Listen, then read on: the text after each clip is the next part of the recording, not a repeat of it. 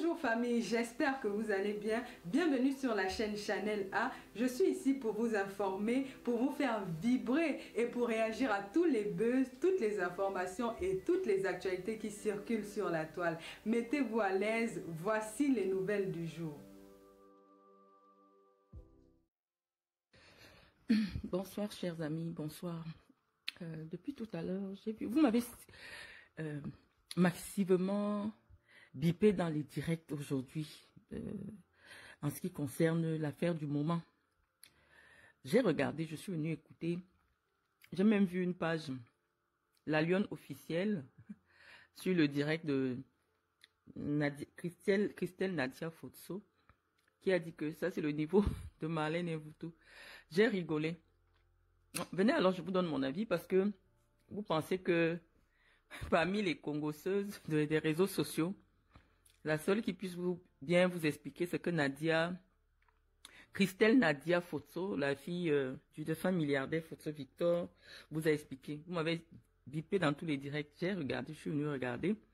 Et je disais que j'allais vous laisser un tout petit peu, un petit commentaire de ce que je pensais. Voilà. Donc, allez appeler les autres, allez appeler ceux qui voulaient à mon avis sur cette question. Parce qu'il s'agit aussi des acteurs du football. Hein. Monsieur Ndjita Fotso est quand même le président du Sénafoc au Cameroun, qui est le syndicat des footballeurs professionnels, des anciens joueurs et tout. Et on sait que il se sursure qu'il ambitionne de briguer la tête de la FECAFOOT. Et non pas écouté. Moi, quand vous m'avez bipé, je croyais que c'est une histoire de Nias, une histoire des hommes et des femmes. C'est pour ça d'ailleurs les gens étaient massivement engagés pour aller écouter les différents directs. Mais comme vous savez, hein, tout au Cameroun aujourd'hui, même les histoires qui se passent dans les chambres, tournent autour de Chantal Biya et de ce cercle qui a pris le Cameroun en otage. Donc, je voulais vous laisser mon petit avis.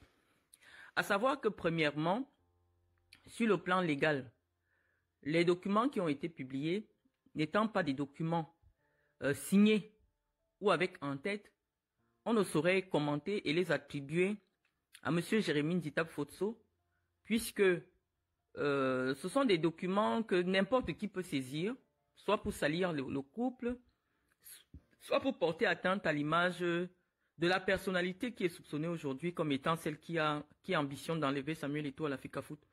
Donc moi je préfère rester prudente parce que je vous ai dit, dans le domaine du droit, lorsqu'on n'a pas la preuve formelle de ces allégations, on préfère prendre des précautions langagières. Donc, je voudrais vous inviter à être très prudent en ce qui concerne cette affaire et des commentaires tendancieux qui pourraient en découler. Mais il n'empêche, hein, on est sur Facebook, tout le monde écoute le Congossa, d'autant plus que vous avez été massivement nombreux à me biper sur ce Congossa-là. J'ai écouté, mais la première observation qui est la mienne pour cette histoire particulièrement est que le document qui a circulé n'est pas signé. Il n'y a pas d'en-tête, on ne sait pas quel est le cabinet d'avocats qui a initié la procédure de divorce et on ne sait pas auprès de quels tribunaux cette procédure a été sollicitée. D'autant plus qu'on se retrouve ici dans une affaire qui concerne un expatrié, quelqu'un qui a une autre nationalité, parce qu'il n'y a pas la binationalité au Cameroun. Jérémy Ndjita étant de nationalité espagnole, et forcément son épouse étant de nationalité, une autre nationalité que camerounaise, dont on ne sait pas quels sont les tribunaux qui ont été saisis. Nous ne savons pas quelle est l'authenticité qui pourrait être attribuée à cette démarche-là. Donc je vous invite à rester prudent. Quand on connaît les manœuvres basses qui sont souvent exercées sur des personnalités publiques, dès lors qu'elles ambitionnent de gérer le football camerounais. Je vous ai dit que tout tourne autour de Chantal Biya désormais au Cameroun. Vous avez entendu la fille de Fotso Victor, c'est pas moi qui dis. C'est-à-dire que dans un problème familial, un problème d'héritage, l'État du Cameroun trouve que c'est quand même nécessaire d'utiliser les moyens de l'État, de faire intégrer les hauts fonctionnaires de l'État dans la gestion de la succession d'une personnalité privée. Tout ce qu'on a entendu là-bas est extrêmement grave, hein, je ne sais pas. Je ne sais pas, moi, ça me donne vraiment froid au dos. J'ai écouté avec beaucoup d'attention la brillante Christelle Nadia Fotso, qui est extrêmement brillante, qui est cohérente. Mais vous savez, lorsque quelqu'un passe beaucoup d'années en Europe, son phrasé, sa façon de s'exprimer, c'est souvent différent. C'est difficile pour les Camerounais du pays de la saisir. Et donc, j'ai compris à un moment donné, quand vous avez été nombreux là-bas, que les gens ne comprenaient pas la pertinence de son propos. Elle est très pertinente, sauf qu'elle utilise un langage parlé qui est entendu dans certains milieux, dans des milieux des intellectuels, dans des milieux... Voilà la différence entre les intellectuels classiques et moi. Ils ne savent pas parler avec le ton du Congossa. Mais c'était un gros Congossa qu'elle a sorti là-bas. Et lorsqu'on parle au Congossa, il faut utiliser l'intonation du Congossa. Donc c'est le seul conseil que je pouvais lui donner. Que si elle avait besoin que les Camerounais comprennent bien, parce que nous-mêmes aussi on s'est wattisé, mais quand on vient parler au Cameroun, aux Camerounais, on prend l'accent des Camerounais, on prend les mots des Camerounais pour leur expliquer ce qu'ils doivent comprendre. Donc vous êtes sortis de là, je sais que beaucoup n'ont pas compris, mais je vais me faire, comment dire, je vais me faire violence en venant faire le service après-vente du Congossa. Parce que j'estime que ce qu'elle a dit est suffisamment pertinent dans la compréhension de la problématique politique qui a lieu aujourd'hui au Cameroun. Il y a eu beaucoup de choses qui ont été dites, mais qui n'ont pas été dites avec les bons mots du Congossa. Et donc moi je viens pour appuyer, pour lui donner tout mon soutien d'abord à Christelle Nadia Fotso, pour son courage, pour sa détermination, parce que je pense que nous avons le même combat. Quand je l'ai écouté, c'est quelqu'un qui tente de réhabiliter de l'image de son père, qui a été fortement écorné du fait de sa proximité, ou de sa trop grande proximité avec le régime de Yaoundé à la fin de ses jours. Et donc elle essaye de vous expliquer pourquoi à un moment donné, son père était compris en otage par le système Biya, par les gens du régime de Biya. Et malheureusement, nombreux parmi vous, comme elle ne s'exprime pas dans le français du quartier, comme moi je fais ici. Moi je ne suis pas une fille du quartier, mais je fais un effort, lorsque je sais que je viens m'adresser à tous les Camerounais, d'utiliser une terminologie qui leur est familière, pour qu'ils essayent de comprendre ce que je dis. Donc je vais vous détailler point par point ce que Christelle Nadia Fotso a essayé de vous expliquer. Christelle Nadia Fotso vous a dit que il y avait une vidéo qui avait circulé à une époque. On voyait le président de la FECAFOOT, Samuel Eto'o, en train de danser avec l'une des filles Fotso. Ça avait fait grand bruit, c'était chez Congossa, bar VIP. Et il y avait de nombreux supporters qui étaient... Ah, quelqu'un ne peut même plus danser avec sa petite sœur. Oh, vous les Camerounais, vous êtes des aigris. Et ceux qui suivent le Congossa partout avaient vu cette vidéo-là. C'était à l'occasion du mariage du fils Kadji. Il y avait eu un grand mariage à l'ouest comme ça. Et toutes les grosses... il y avait les grosses stars, les Dadju, les Fali et tout ça. Et puis il y a eu une petite vidéo qui a fuité qui montrait une des filles Fotso en train de danser avec le président de la FECAFOOT. Et donc, Christelle Nadia vous a dit aujourd'hui que cette vidéo n'était pas innocente parce que ceux qui commentaient disaient non, c'est son grand frère, elle a le droit d'appeler qui elle veut, c'est le grand frère et tout. Voilà. Voilà les Congosistes qui arrivent. Voilà, les Congosistes sont là. Voilà. Attends. Voilà. Nguchinge, voilà. Voilà un bon Congosiste. Kemita Africa était le mariage de Congelcam, des enfants de Congelcam. Et il y avait un très grand mariage. Mais ce qui avait retenu l'attention des Camerounais à ce mariage-là, c'était un slow très langoureux. Vous allez dans le Congo, ça. Je suis venue prêter main forte à Christelle Nadia parce que elle est dans le même combat que moi, celui de restaurer l'image de son père. Et donc, ça m'a touché. J'ai dit, je vais lui apporter un peu mon soutien. Parce que pour parler aux Camerounais, il faut parler le français du quartier, le français que les Camerounais comprennent. Comme ça, le Congo, ça pénètre. Donc, il y avait eu un slow bien langoureux. Et les Camerounais avaient commenté. Et les supporters de Samuel Eto'o avaient dit que non, c'est son grand frère. La petite là l'appelle son grand frère. Mais Christelle Nadia, qui est la sœur de la fille, vous a dit aujourd'hui, elle vous a dit aujourd'hui que la façon de danser le son de Fali là, en réalité, sa sœur est la maîtresse du président de la FECAFOOT. Bon, ce qu'elle dit, ça n'engage qu'elle. Mais je suppose que, bon, elle n'a aucun problème avec sa sœur là, elle le dit avec beaucoup de fierté. Sauf que nous, ça nous pose un problème parce que elle nous explique que sa sœur en question est la fille de Madame Fotso, qui est la dame qui est devenue la dame de compagnie de Chantal Biya. Et donc, nous, à notre niveau, on peut comprendre aisément que on savait déjà, je vous avais déjà dit ici que c'est Chantal Biya qui a œuvré à ce que Samuel Eto'o arrive à la tête de la FECAFOOT. Mais on s'imaginait bien, on s'imaginait bien. Mais on dit aussi que Nadia nous apprend, Christelle Nadia nous apprend que en réalité, il y aurait je dis il y aurait, parce qu'on préfère mettre des précautions langagères, hein, qu'il y aurait une relation amoureuse entre sa sœur, c'est-à-dire la fille de Julienne Fotso, la meilleure amie de Chantal Biya, et le président de la FECAFOOT, Samuel Eto'o. Et donc, on suppose que échange de bons procédés entre beau-fils et les amis de la... Bon, bref, c'est arrivé comme ça et on a donné la FECAFOOT à Samuel Eto'o et il serait devenu le beau-fils de la famille Fotso. Donc, voilà d'abord la première chose. Maintenant que Samuel Eto'o est devenu le beau-fils de la famille Fotso, Jérémy Nditap, lui, est officiellement le beau-fils de la famille Fotso. Peut-être son ambition de briguer la présidence de la FECAFOOT a peut-être révélé de vieilles velléités qui aujourd'hui refont surface. Parce que rien ne peut nous expliquer que les gens n'aient même plus le droit de divorcer tranquillement au Cameroun. C'est-à-dire, le divorce, ça fait partie de la vie privée de quelqu'un. Et donc, je suppose que connaissant le droit, ils n'ont même pas encore amorcé la procédure de divorce, que ça fait déjà l'objet, ça fait déjà partie de l'actualité, et que des analystes pensent qu'en réalité, il ne s'agit pas uniquement d'un problème de divorce dans un couple, mais d'une affaire politique, une affaire d'État, une affaire de mafia d'État. Et je dis, c'est trop grave ce qu'on est en train de vous rappeler là, ce que Nadia vous expliquait.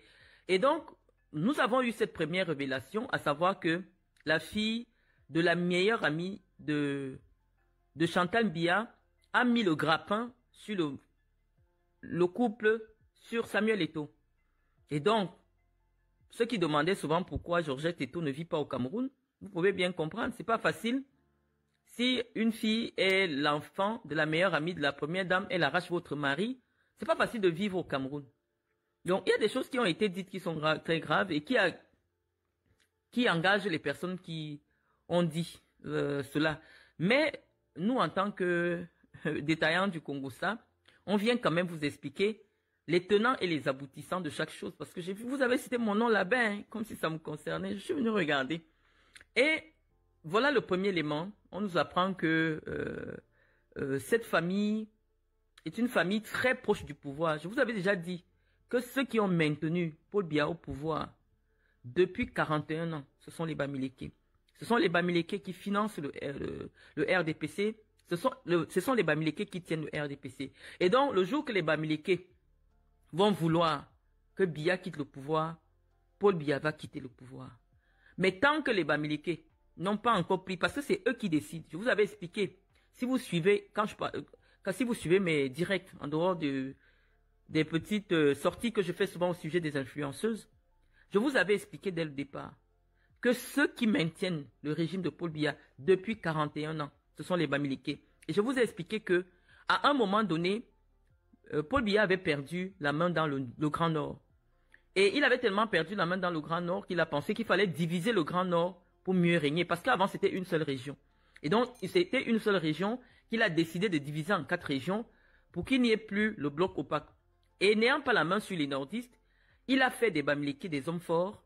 Et les Bamileke étant à cette époque à peu près au même nombre, ou peut-être même plus nombreux que les nordistes, il a décidé de faire des Bamileke ses alliés pour gouverner le Cameroun. Et donc je vous dis, tout ce que vous faites au Cameroun pour demander le changement, les mêmes qui sont en journée en train de demander le changement, sont ceux qui le soir vont apporter du soutien à Paul Biya. Ou alors, ceux qui le soir donnent le soutien à Paul Biya sont ceux qui font le soir créer la déstabilisation ou alors le chantage politique dont Paul Biya est victime depuis pratiquement 41 ans. Donc, ce que nous avons appris de cette sortie vraiment salutaire de Christelle Nadia est qu'il y a des liens très incestueux entre les grands hommes d'affaires Bamileke et le régime en place. Il s'agit des petits jeux de passe-passe.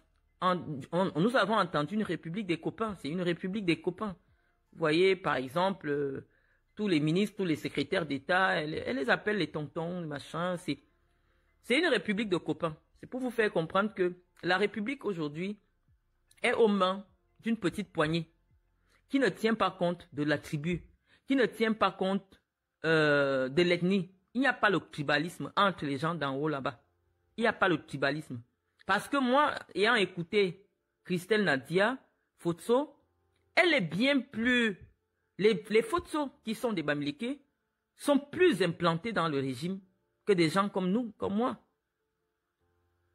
Implantés et protégés par le régime Biya que des gens comme nous sur la simple base que nous sommes du village de Paul Biya. Donc vous devez d'abord comprendre que le tribalisme a été fait uniquement à dessein dans le sens de faire taire ceux qui pourraient légitimement aussi demander leur part dans ce régime de Biya. Nous, les gens du Sud, lorsque le RDPC vient faire campagne chez nous, on nous explique simplement allez voter Paul Biya pour faire barrage au Bamileke. Donc, je parle ici parce que je sais que tous les gars boulous sont ici. Vous avez entendu la fille de Fotso Victor. Elle appelle Mbondayolo tonton. Elle appelle, elle écrit à Ngongo. Vous écoutez. Vous avez écouté. Ça veut dire qu'elle se sent plus en famille avec les Mbondayolo que moi qui suis du même département, du même arrondissement que Mbondayolo. Donc, la première leçon que vous devez tirer, c'est que entre les gens d'en haut, là, il n'y a pas le tribalisme. Le tribalisme a toujours été simplement un instrument de manipulation, comme je vous l'ai dit tantôt. Les Camerounais, quand ils ont leurs intérêts, ils oublient d'où ils viennent, de qui ils sont nés. Ce n'est que l'intérêt. Et donc, depuis des années, Biya a eu beaucoup d'intérêts, beaucoup de choses à gagner des rêves. Je vous l'avais déjà dit dans plusieurs directs. Je vous ai dit que il y a un moment, c'est Fotso Victor qui payait les fonctionnaires au Cameroun. Je vous ai même révélé qu'il y a eu une campagne politique au Cameroun que Paul Biya a faite avec les faux billets. On avait fabriqué les faux billets, savez ça qu'il est parti en campagne. Donc, il y a beaucoup de choses dans ce régime. Je vous dis, il y a des signes de la fin du temps, des choses qui vous seront révélées au fur et à mesure. Et nous allons prier, vraiment, tous les Camerounais qui vont décider de prendre la parole, de s'exprimer en essayant d'adapter le niveau de langue. Parce qu'aujourd'hui, les Camerounais sont aveuglés par l'ignorance. On a imposé l'ignorance aux Camerounais pour qu'ils ne comprennent pas les enjeux du moment. Donc, lorsque vous voulez vous adresser à un peuple qu'on a formé à être des analphabètes, faites toujours un effort d'adapter le niveau de la langue pour que le maximum de personnes puissent comprendre qu'est-ce qui se joue actuellement à la tête de l'État. Donc, je vous dis que ceux qui continuent à agiter le sceau ou l'arbre du tribalisme sont là pour vous manipuler. Je vous l'ai dit au début, quand j'ai commencé à faire les directs, que ceux qui viendront faire campagne dans le Djaïlobo doivent nous expliquer pourquoi nous ne devons pas voter en Bamileke. Parce que vous avez entendu Christelle Nadia. Elle se sent plus proche de Mvondayolo. Moi, je n'ai jamais appelé Mvondayolo tonton. Oh, c'est mon... je ne l'ai jamais appelé. Ça ne me vient même pas à l'idée de dire tonton. Non, mais elle appelle tonton Samuel. C'est son tonton. Donc, vous n'allez plus manipuler. Je vous dis que Fotso Victor a payé des fonctionnaires lorsqu'il y a eu... Qu'est-ce que vous savez? L'État a souvent été en faillite. Et je vous dis, lorsqu'on veut changer un régime, bon, vous me faites me perdre parce que je n'aime pas... Je n'aime pas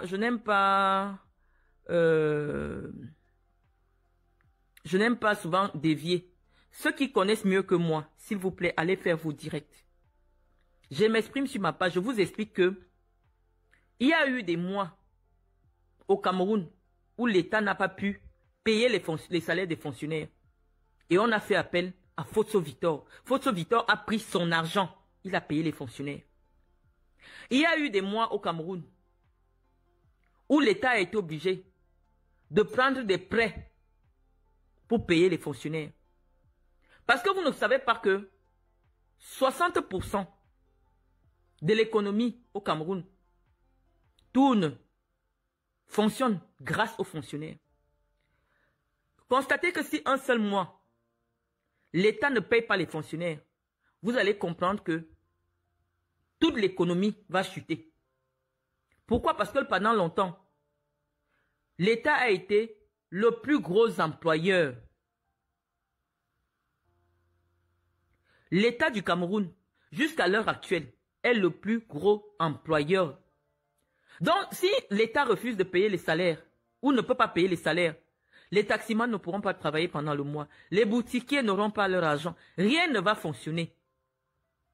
Donc oui, parfois, pendant la crise économique, pendant la période de récession, pendant la période de disette où l'État devait faire le choix entre diminuer le nombre de fonctionnaires, parce qu'à un moment donné, le FMI avait exigé que le Cameroun diminue sa masse salariale en termes de fonctionnaires. Ils ont préféré diminuer les salaires. Mais même en diminuant les salaires, ils n'arrivaient pas à assurer tous les salaires. Et donc, je vais vous dire, oui, parfois, on a payé des gens avec les faux billets.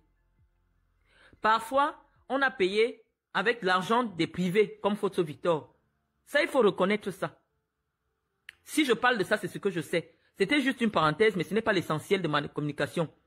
Ma communication est dans le sens d'expliquer le Congo-Ça de Christelle Nadia. Parce que Christelle Nadia, c'est une fille très intelligente que j'écoute depuis un moment. Elle est hyper intelligente, sauf qu'elle a un phrasé qui, comme elle a passé beaucoup d'années en Europe, qui peut être parfois étranger aux Camerounais lambda. Surtout ceux qui aiment le Congo-Ça. Donc, je viens vous dégrossir le Congo-Ça de Christelle Nadia, le rendre simple pour toutes les pages Congo-Ça et pour tous ceux qui aiment le Congo-Ça. Donc, Christelle Nadia, je vous ai dit au début, nous a appris que la République du Cameroun n'est pas la République qui donne la chance à tout le monde. La République du Cameroun vous donne de la chance en fonction des relations que vos parents ont avec le régime. Si vos parents n'ont aucune relation avec le régime, la République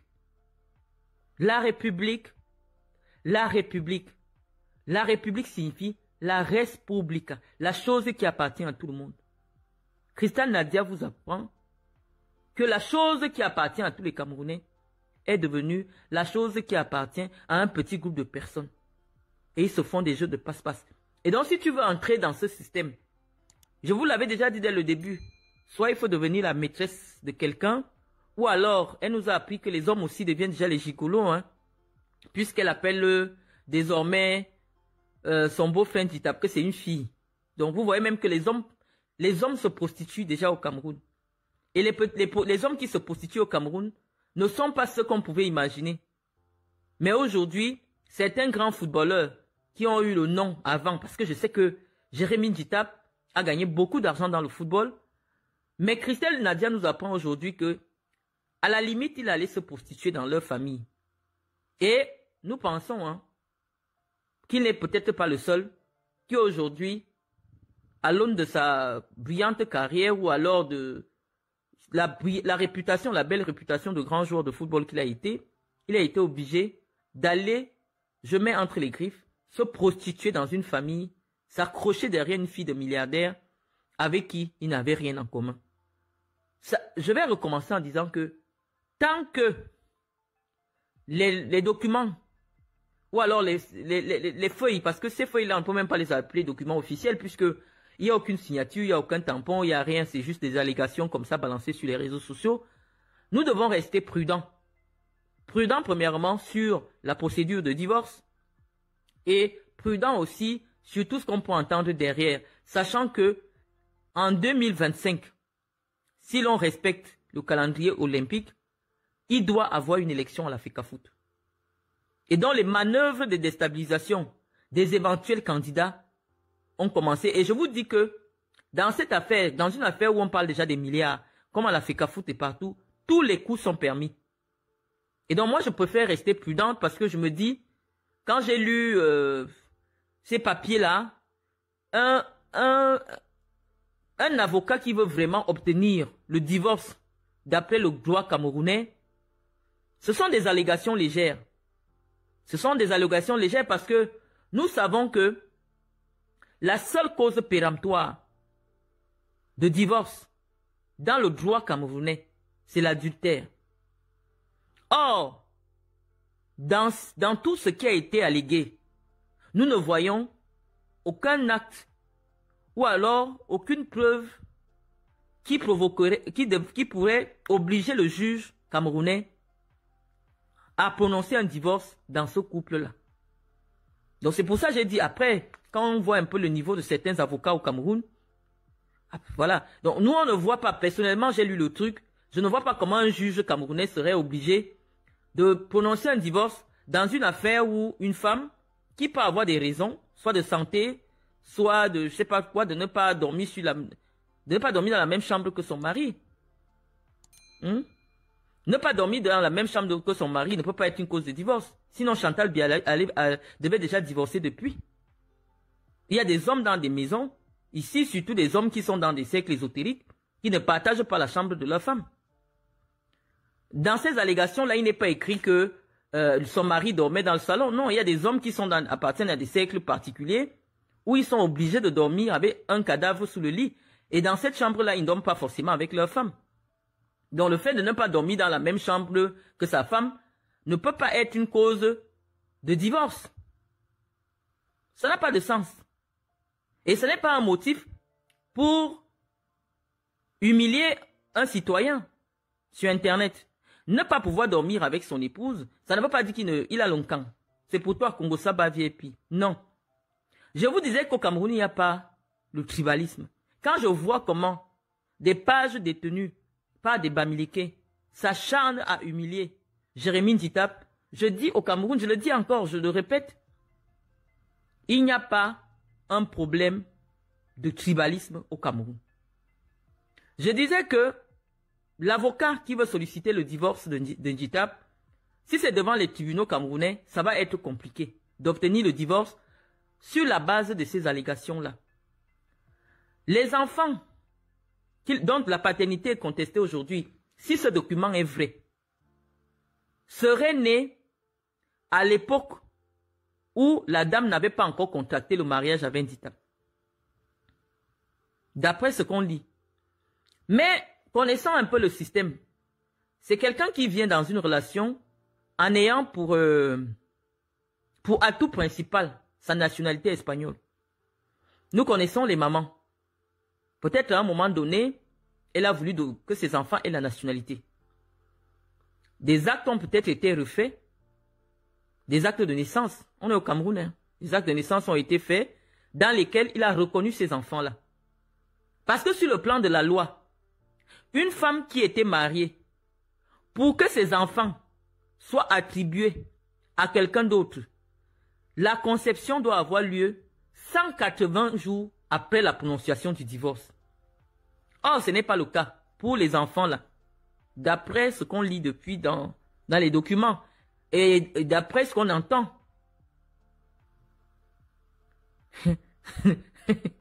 D'après ce qu'on entend dans le Congo, ça, c'est-à-dire que même si votre mari meurt et vous partez porter une grossesse avec quelqu'un d'autre, si la grossesse intervient moins de 180 jours après la mort de votre mari, l'enfant qui naît est l'enfant de votre défunt mari, d'après la loi du Cameroun. Donc les enfants dont la paternité peut être contestée aujourd'hui par quelqu'un, je vous dis encore qu'on met tout ça dans le cadre du Congo-Ça. Ce que nous avons entendu, c'est qu'il y a d'abord eu des faux papiers. Il y a d'abord eu un problème de faux papiers, c'est-à-dire que pour le Kaolo, on a fait de nouveaux actes de naissance et il est parti reconnaître ses enfants. Et donc, le seul test de paternité, la seule fois qu'on demande un test de paternité, c'est lors de la contestation de paternité chez les Européens. Parce que la loi camerounaise dit quoi? La loi du Cameroun dit que un homme marié ne peut jamais contester la paternité sur les enfants qu'il a eus dans le mariage. C'est la loi. La loi dit que tous les enfants qui naissent dans un mariage, même si c'est quelqu'un d'autre qui a donné la grossesse, ce sont les enfants du mari. Donc, la loi camerounaise protège la filiation. Je vous ai dit ça. Mais le seul motif pour lequel la contestation de paternité est valable, c'est si quelqu'un a eu la nationalité européenne grâce à une paternité frauduleuse. Donc, derrière ce problème, il y a le chantage au kaolo. Donc, certainement, les enfants de la jeune mère célibataire ont eu les kaolos et le gars veut arracher les kaolos. Donc, voilà le seul élément valable dans tout ce que moi j'ai lu. Hein. C'est l'affaire des papiers. C'est l'affaire des kaolos. Parce que depuis, je vous dis que même en Europe, je dis, Marlise Sang, je dis qu'en Europe, lorsqu'un couple est marié, l'enfant est automatiquement l'enfant du père. Et on ne peut même pas entendre son affaire de contestation de paternité s'il n'y a pas en jeu un problème de nationalité. C'est ce que je suis en train de vous expliquer. Que ce n'est qu'au moment... Attendez, je prends le chargeur. Parce que quand on va faire le Congo, ça, il y a les congosistes. On prend le chargeur. Je vous dis que ce n'est que dans le cas où un des parents est de nationalité étrangère que la justice peut entendre la contestation de paternité sur le fait que on a donné la nationalité on a donné la paternité à quelqu'un dans le seul but de lui donner la nationalité française. C'est dans le cadre de la nationalité européenne qu'on autorise quelqu'un, on autorise le juge, la loi, on autorise le procureur à dire que cette filiation a été établie frauduleusement dans le seul but d'obtenir la nationalité européenne. Donc tout ce que moi j'ai lu dans toute cette affaire, c'est juste un chantage au kaolo pour dire que j'ai donné le kaolo à tes enfants. Si tu ne veux plus de moi, je reprends mon kaolo. Parce que sur le plan de la loi européenne, espagnole, si tu veux divorcer, les lois européennes sont très free. Un simple consentement, toi et moi, on n'est plus ensemble, vous saisissez. Ce n'est plus compliqué de divorcer en Europe. Nditap qui est impliqué ici est européen. Il est espagnol. Donc s'il veut divorcer, c'est simple, dans un petit cabinet, ils sont deux, personne ne sera même au courant. Pourquoi? Parce que les seuls qui divorcent, parce qu'il y a une faute, c'est les Camerounais. Parce que la loi au Cameroun dit que s'il n'y a pas une cause péremptoire, c'est-à-dire une cause péremptoire, le juge camerounais peut vous traîner même pendant 5 ans. Ou pendant 10 ans, il ne prononce pas le divorce. Et toutes les allégations qui ont été évoquées ici, pour moi, ne sont pas des allégations qui peuvent imposer au juge de prononcer le divorce. Donc, oui, c'est vrai que la consommation du mariage est une obligation, mais on peut avoir des raisons de santé. On peut avoir à un certain âge une baisse de libido, mais ce n'est pas une raison valable pour divorcer devant le juge camerounais. Mais nous disons que ce qui est important dans cette affaire, c'est tout le Congo, ça, tout ce qu'on apprend là maintenant tout autour. C'est ça qui est important. Que la Camerco a été confiée à un trafiquant de drogue. À quelqu'un qui a déjà été arrêté 2 fois pour du trafic de drogue. Je me souviens à une époque, on nous avait appris que la Camerco est tombée parce que 80% de son utilisation était d'abord faite par l'État et qu'à un moment donné, les marchandises qui étaient transportées par la Camerco, il y avait de la cocaïne, de la drogue. On a souvent entendu ça hein, dans les Congos. Mais aujourd'hui, la fille de Fotso Victor, je vais dire que la fille préférée de Fotso Victor, parce que d'après nos informations, hein, le défunt Fotso Victor était très proche de sa fille Christelle Nadia. nous apprenons que malgré la perspicacité de la DGRE, dont je vous disais toute l'inutilité, parce qu'en réalité, c'est ça le travail de la DGRE. Contrôler, donner un renseignement fiable au chef de l'État en ce qui concerne les personnalités qui doivent être nommées dans la gestion des affaires de souveraineté de notre pays.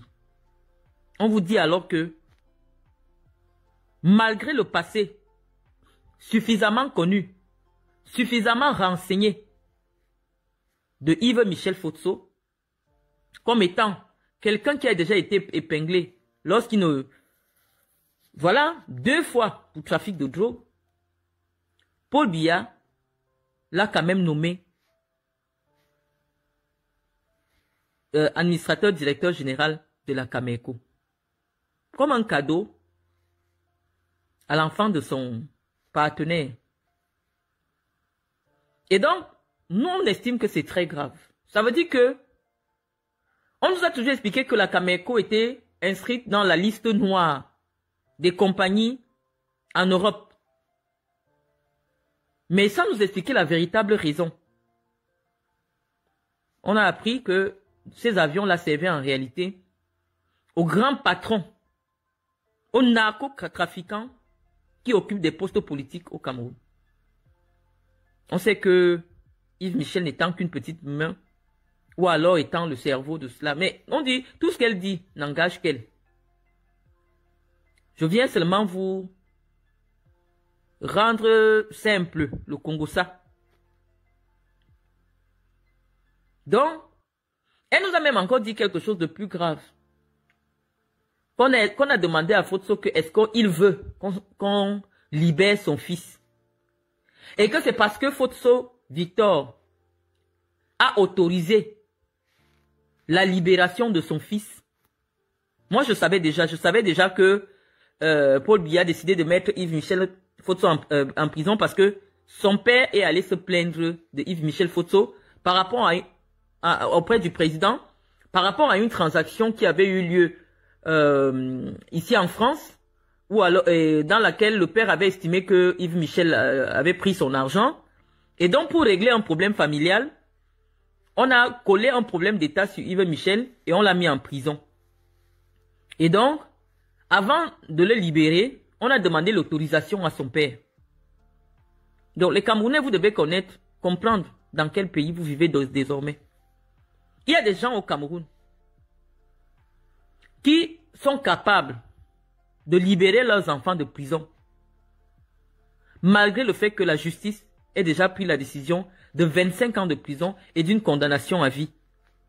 Il y a des gens au Cameroun à qui on demande l'autorisation de libérer des gens. On fait un petit maquillage, on dit il passe se soigner, comme s'il n'y a pas les hôpitaux au Cameroun. Et voilà, 5 ans plus tard, le prisonnier vit normalement sa vie. Et on nous dit pourquoi nous sommes aigris. On a le droit d'être aigris quand on entend ce genre de choses. Quand on entend ce genre de choses, qu'il y a les enfants des gens qui font la prison à la place des enfants des autres, il y a les parents des gens qui meurent en prison pendant que d'autres personnes peuvent sur un coup de fil libérer leurs fils qui sont sous le coup de 25 ans de prison, d'une condamnation à vie. Donc, moi je pense que ceux qui tiennent le pays et qui ont décidé de laisser Paul Biya au pouvoir pendant 41 ans, vous les connaissez désormais.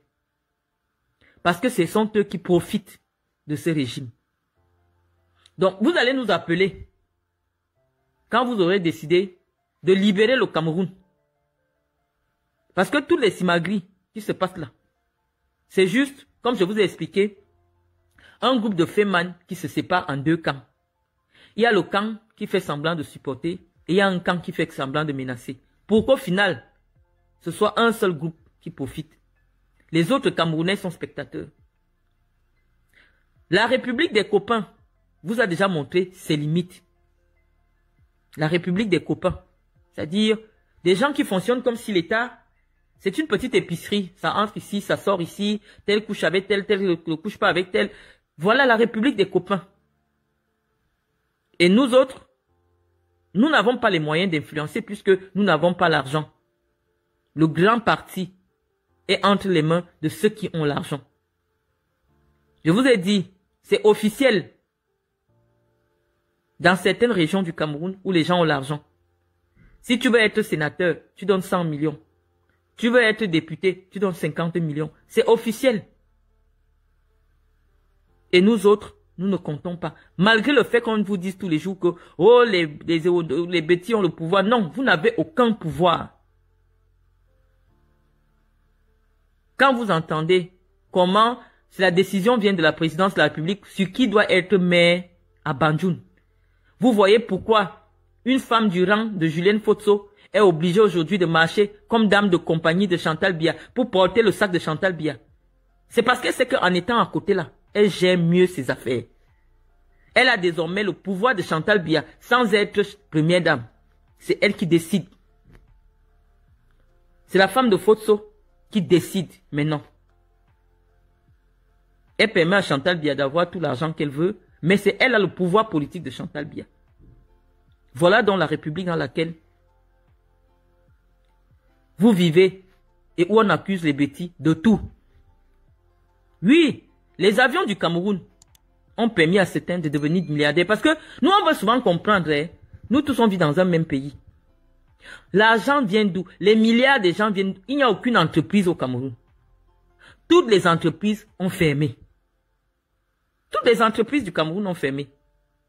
Les Camerounais vivent dans une misère exécrable. Mais on vous explique qu'il y a des gens qui sont milliardaires en dollars. Ils vendent à qui? Ils ont pris où? On ne sait pas. Maintenant, c'est que les valises diplomatiques, les immunités diplomatiques, les avions de souveraineté des compagnies qui jadis étaient prospères sont devenus des cargos.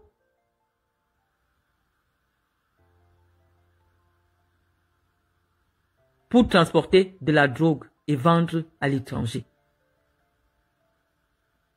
Donc, derrière ces révélations de Nadia, j'ai aussi vu beaucoup de naïveté aussi de sa part. Elle est jeune. Parce que si elle veut à un moment donné dissocier son père de Yves Michel, ça veut dire que oui, elle est jeune, elle ne sait pas. Yves Michel ne vient que continuer. Il était simplement dans la continuité. Yves Michel était le fidèle soldat du père Fotso, de son père. Il a appris les micmacs, comment gagner de l'argent rapidement derrière son père. Parce que nous, on n'a jamais compris, sérieusement, l'affaire de la richesse qui commence par les arachides, là. Je vous mens pas. Nous, on n'a vraiment jamais compris. Donc, venez simplement accuser Yves Michel qui fait du trafic. Yves Michel, on l'a utilisé, comme tous nos parents utilisaient nos noms, comme prête-nom pour faire des choses.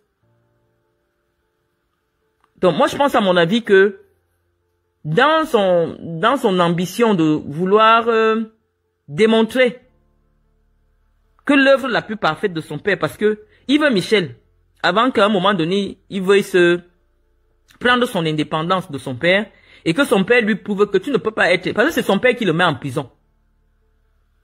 Et on crée un dossier, on colle sur lui. C'est le père Fotso qui met Yves Michel en prison. Et c'est pour ça, quelqu'un qui ne vous a pas mis en prison, on ne peut pas demander son autorisation pour vous faire sortir. Comme je vous ai dit, dans le cas de Mendozé, c'est Chantal Biya qui a mis Mendozé en prison. Et c'est pour ça que personne d'autre, en dehors d'elle, on vous a dit c'est le prisonnier de Chantal Biya. Donc ce n'est que elle seule qui pouvait autoriser qu'on libère Mendozé. Pareil aussi, Yves Michel était le prisonnier personnel de son père. C'est pour ça que Nadia dit, peut-être ça a été un lapsus ou alors, pas un lapsus puisqu'elle s'est oubliée. Elle a dit, son père a autorisé qu'on libère Yves Michel. Quelqu'un qui ne vous a pas mis en prison ne peut pas autoriser qu'on vous libère. Il y a des gens qui ont vraiment le pouvoir au Cameroun. Paul Biya, au final, on comprend que pendant 41 ans, il a été un pantin. Parce que sinon, vous ne pouvez pas expliquer que quelqu'un a le pouvoir politique. Mais à 20 km de son village, les enfants sont assis à même le sol pour aller à l'école. Les jeunes sont au chômage. Ils font même des concours. Personne ne réussit. Les places qui leur sont réservées sont données aux enfants des pontes du régime, quelle que soit leur ethnie. La seule tribu, la seule région qui ne réclame jamais les places qui devraient lui être attribuées à des concours administratifs, c'est la région du Sud. On nous dit, taisez-vous.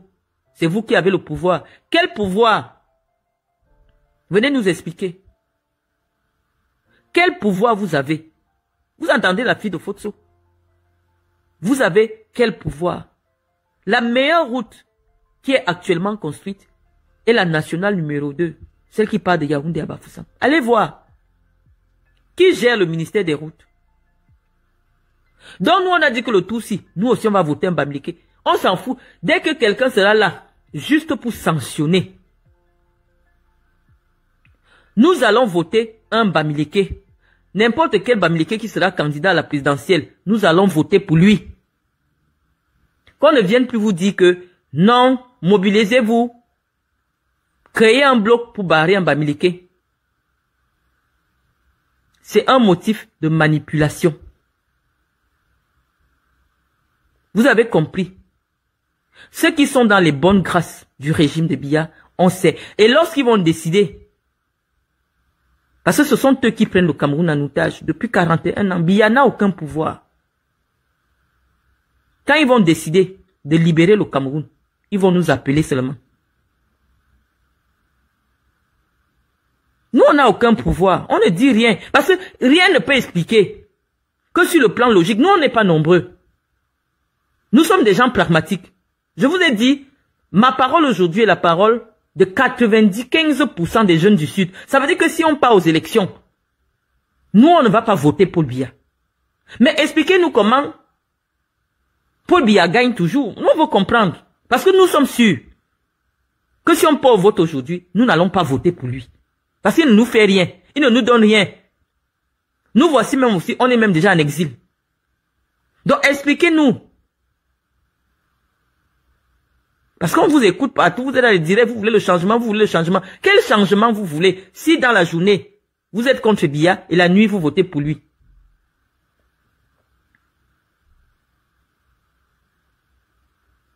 Donc, moi, à mon avis,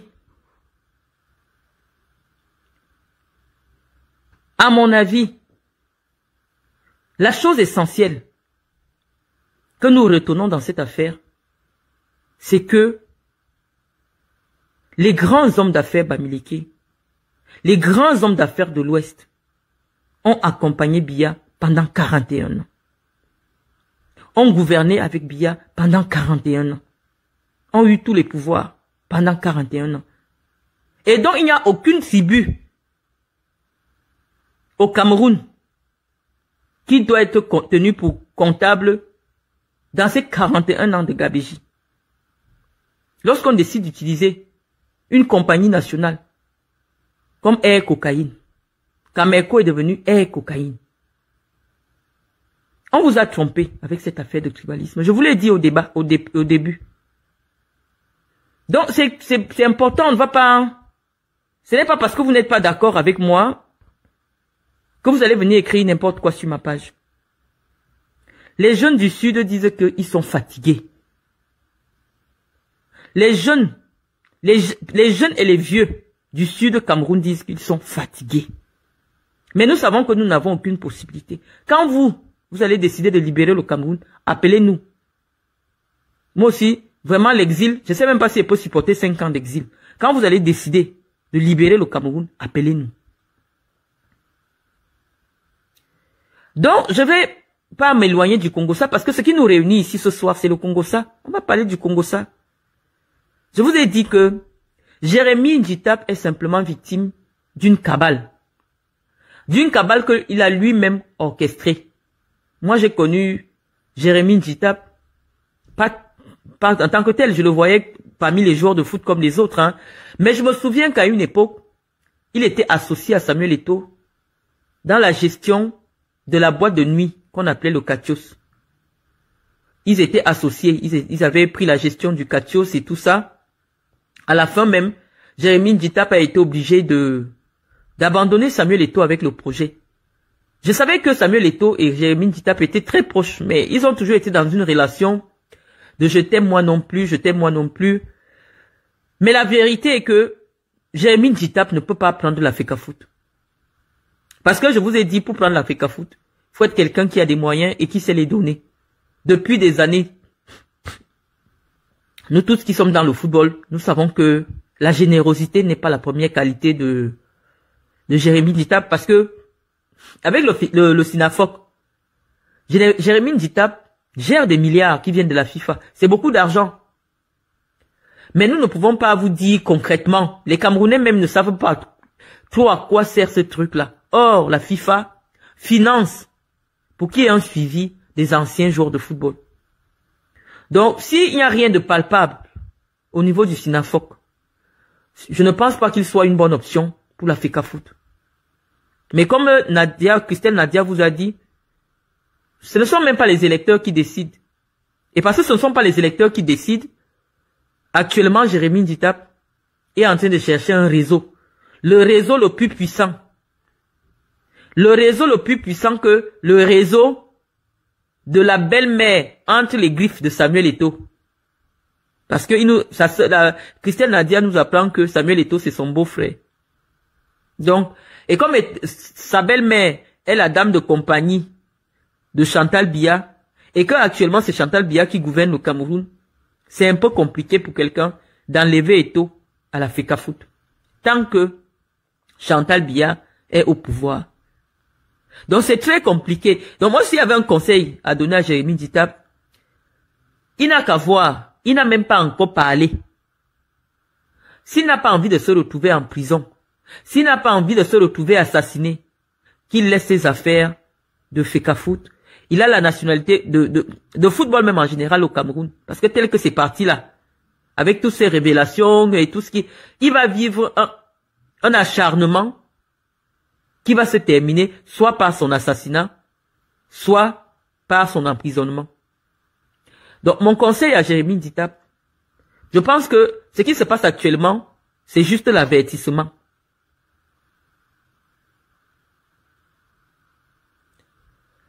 C'est juste l'avertissement. Et donc, moi je pense qu'à mon avis, il a son passeport espagnol. S'il veut reprendre ses papiers entre les mains de la fille, des enfants de la fille, ce n'est qu'à ça que servira son test ADN. Les enfants n'auront plus les papiers. Et dès qu'il aura fini de faire ça, qu'il quitte le Cameroun. Elias Kenas, je vous ai dit, il n'y a pas le tribalisme au Cameroun. Toi, tu veux aller voter un Béti, alors que le parti dans lequel tu milites, est un parti dirigé par un Bamileke. On t'a pas dit que c'est Kuete qui est le patron du RDPC. C'est difficile de lutter contre 41 ans d'ensauvagement. Pourquoi tu ne vas pas voter un Bamileke un jour? Pourquoi tu refuses de voter un Bamileke alors que on te dit que la dame de compagnie, c'est qu'il y avait tous les jours maintenant avec Chantal Biya, que le deuxième père de Chantal Biya est un Bamileke. Chantal Biya, c'est une fille Bamileke. Je dis qu'on vous a aveuglé. Vous n'arrivez même pas à lire. Chantal Biya est comme moi, je suis chez Monsieur Aka. Le mari de sa mère. L'homme qui faisait tout pour elle.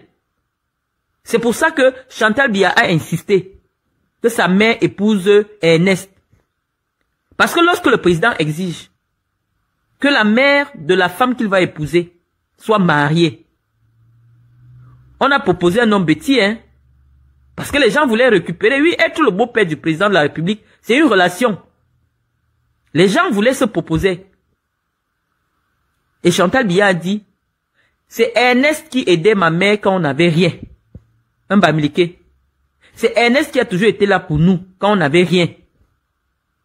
Aujourd'hui, parce que il y a un problème de positionnement, vous voulez amener un Béti qui épouse ma mère, je ne veux pas.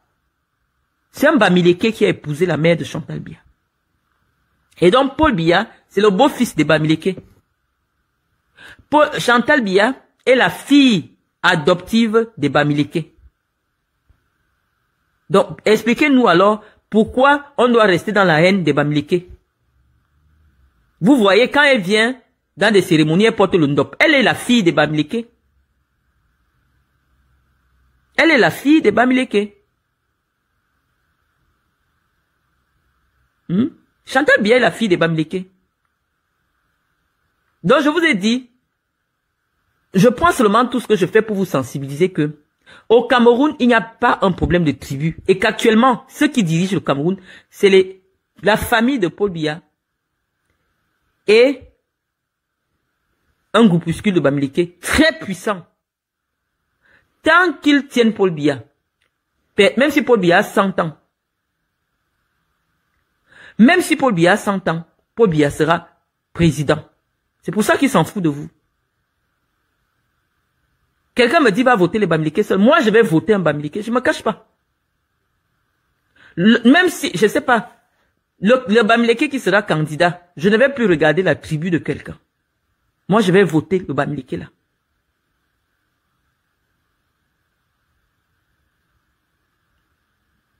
Donc, nous pensons que moi, je suis en exil. Les anglophones sont en exil. Il n'y a pas un problème de tribu. Il y a juste un problème d'une petite caste. Des petits arrangements entre amis, une république des amis, qui ne donne pas la possibilité à tous les Camerounais de vivre. On vous parle des affaires qu'un seul homme avait a volé 500 milliards à son père. Ils ont pris ça où? C'est ça que nous on veut comprendre. Soit c'est Fosso Victor qui recycle l'argent que la famille Biya prend. Parce qu'il n'y a pas d'entreprise au Cameroun. On ne voit pas. Qu'est-ce qui fait tourner cette économie qui permet aux gens de détourner, d'avoir des milliardaires en dollars? Puisqu'aujourd'hui, Dangote est obligé de venir, c'est Dangote qui vient un peu nous soutenir. Parce que qui dit entreprise, dit des postes de l'emploi pour les jeunes. Qu'est-ce qui fait en sorte aujourd'hui que toutes les semaines, quelqu'un fête son milliard au Cameroun? C'est les marchés publics que les gens ne réalisent même pas. C'est les marchés publics. Il n'y a pas de travail pour les jeunes. Il n'y a pas d'entreprise. Mais tous les jours, on vous dit tel est déjà milliardaire, tel est milliardaire, tel est milliardaire. Donc, vraiment, cette affaire, nous allons la suivre de très près. Cette affaire de Jérémie Nditap. Nous, on croyait que c'est une affaire de Nias. On est parti écouter. On entend que c'est une affaire hautement politique. Que Jérémie Nditap cherche un réseau qui est au-dessus du réseau de la belle-mère, entre guillemets, de Samuel Eto'o. Ah, ok. Tout au Cameroun maintenant tourne autour de Chantal Biya et de Eto'o. Même là où on ne savait pas que le nom de Samuel Eto'o va sortir, le nom de Samuel Eto'o sort. Si Chantal Biya veut faire de Samuel Eto'o le prochain président du Cameroun, qu'elle nous dise. On va voir. Parce que je vous ai dit là le profil. Parce que si elle dirige le Cameroun depuis 10 ans.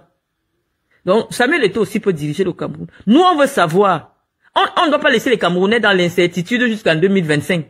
En principe, ceux qui veulent être présidents devaient déjà se mettre en campagne. Parce que nous on a dit que pour rien au monde, Paul Biya ne peut plus être président en 2025. Paul Biya ne peut plus être président. Donc même si c'est Samuel Eto'o, vraiment, moi je vais voter pour lui. Parce que oui, si Chantal Biya dirigeait le Cameroun, Eto'o aussi peut diriger le Cameroun. Donc s'il s'estime que Samuel Eto'o peut représenter l'alternance en 2025, je suis pas fan de Samuel Eto'o. Mais je me souviens que quand même, quand on n'avait pas de problème, Samuel Eto'o est venu me soutenir. Est venu soutenir ma fondation en Guinée équatoriale. Oui. Donc je me souviens quand même de ça. Qu'il est venu, voilà. J'ai déjà quand même été dans la même voiture que Samuel Eto'o. Donc je me souviens quand même de ça, je vais voter pour lui. Samuel, si tu veux être président, pose ta candidature. Nous, on est fatigués de Paul Biya. Je n'ai jamais été dans la mangeoire. Vous allez me forcer d'être dans la mangeoire. Je n'ai jamais été dans la mangeoire. Et puis, si quelqu'un est dans la mangeoire, il n'est plus dans la mangeoire, il a le droit de réclamer de revenir dans la mangeoire. Chacun se bat pour ses convictions. Est-ce que je vous conditionne à me suivre? J'ai dit que je parle pour moi. Et des gens qui me suivent. Et des gens qui savent que quand Marlène nous dit quelque chose, c'est la vérité. Maintenant que les langues se délient, vous avez l'impression que ce sont mes discours que vous entendez. Or, c'est simplement que moi, je vous dis la vérité. Quand Christelle Nadia parle, vous avez l'impression que c'est moi j'ai contribué à la construction de son discours. C'est simplement parce que c'est des vérités. Actuellement, au Cameroun, tout tourne entre les mains de Chantal Biya de Chantal Biya. Donc, moi, je vous ai dit que la seule chose que nous allons réclamer ici, jusqu'en 2025, c'est le départ de Biya.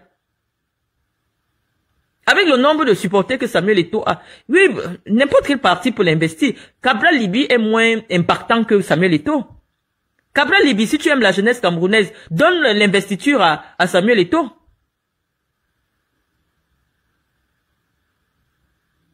Donc, moi, je pense à mon avis que nous, notre seul problème, c'est que Chantal Biya et son mari nous libèrent.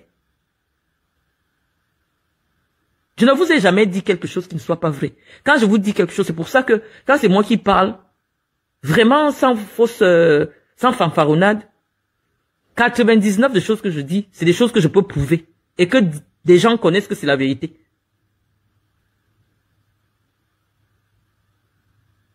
Donc je vous dis qu'actuellement au pays là, c'est gâté. La jeune fille là, maître Christelle Nadia Fotso, parce qu'elle est avocate. Donc elle connaît la loi. Donc elle dit quelque chose. Ce n'est pas une fille de Congo ça. C'est une avocate au barreau de Paris. Donc c'est les blancs. Si elle vous dit quelque chose, c'est parce qu'elle sait que elle dit ce qui est vrai et qu'elle peut prouver. Donc qui suis-je pour venir contester ce que une avocate dit? Elle vous dit que les gens de Yaoundé, ceux qui dirigent au Cameroun, sont petits comme ça. Que c'est des petites personnes, c'est des minables personnages qui ont pris le Cameroun en otage. En fonction de là où ils peuvent sucer les 500 francs. Vous avez entendu comment elle ridiculise au ministre là? Vous avez entendu? C'est le pouvoir de l'argent. C'est des gens qui cherchent l'argent. C'est des fémans. La seule partie que moi je pourrais peut-être lui dire, c'est que vraiment, Christelle Nadia, le mot Zomlor, c'est un mot d'honorabilité chez les bêtis. Donc, il ne faut pas heurter un peuple qui souffre depuis 41 ans en leur enlevant ce seul titre d'honorabilité là pour en faire l'illustration de la débauche morale. Le Zomlor est un titre d'honorabilité chez les petits. C'est comme si nous aussi on commence à dire que dès qu'on voit une prostituée, on dit que c'est une mafou. Ah, telle personne c'est une mafou. Telle personne c'est une mafou. Vous voyez que ça va aussi heurter un tout petit peu. Mais moi je sais simplement que c'est parce que, bon, elle veut associer l'histoire de Zomlor avec Amugbelinga. Donc moi je vous dis, vous me dites de ne pas lire les commentaires, vous me dites aussi de lire les commentaires. Bon, je vais commencer à lire vos commentaires.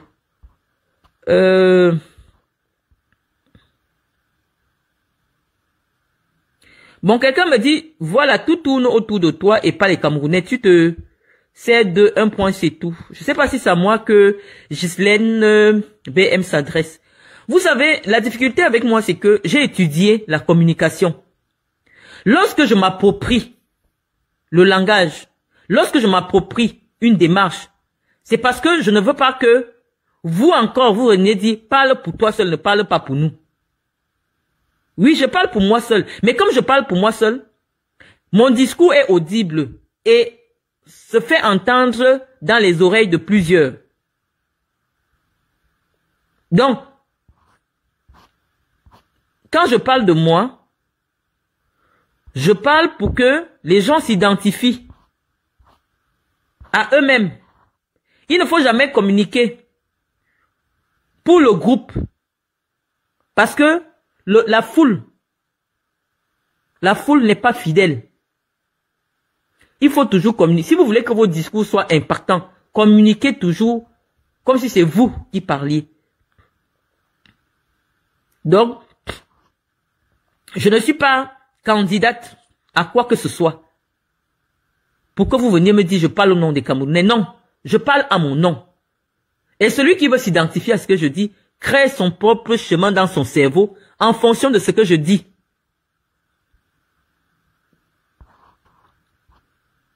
Je veux bien lire vos commentaires. Hein.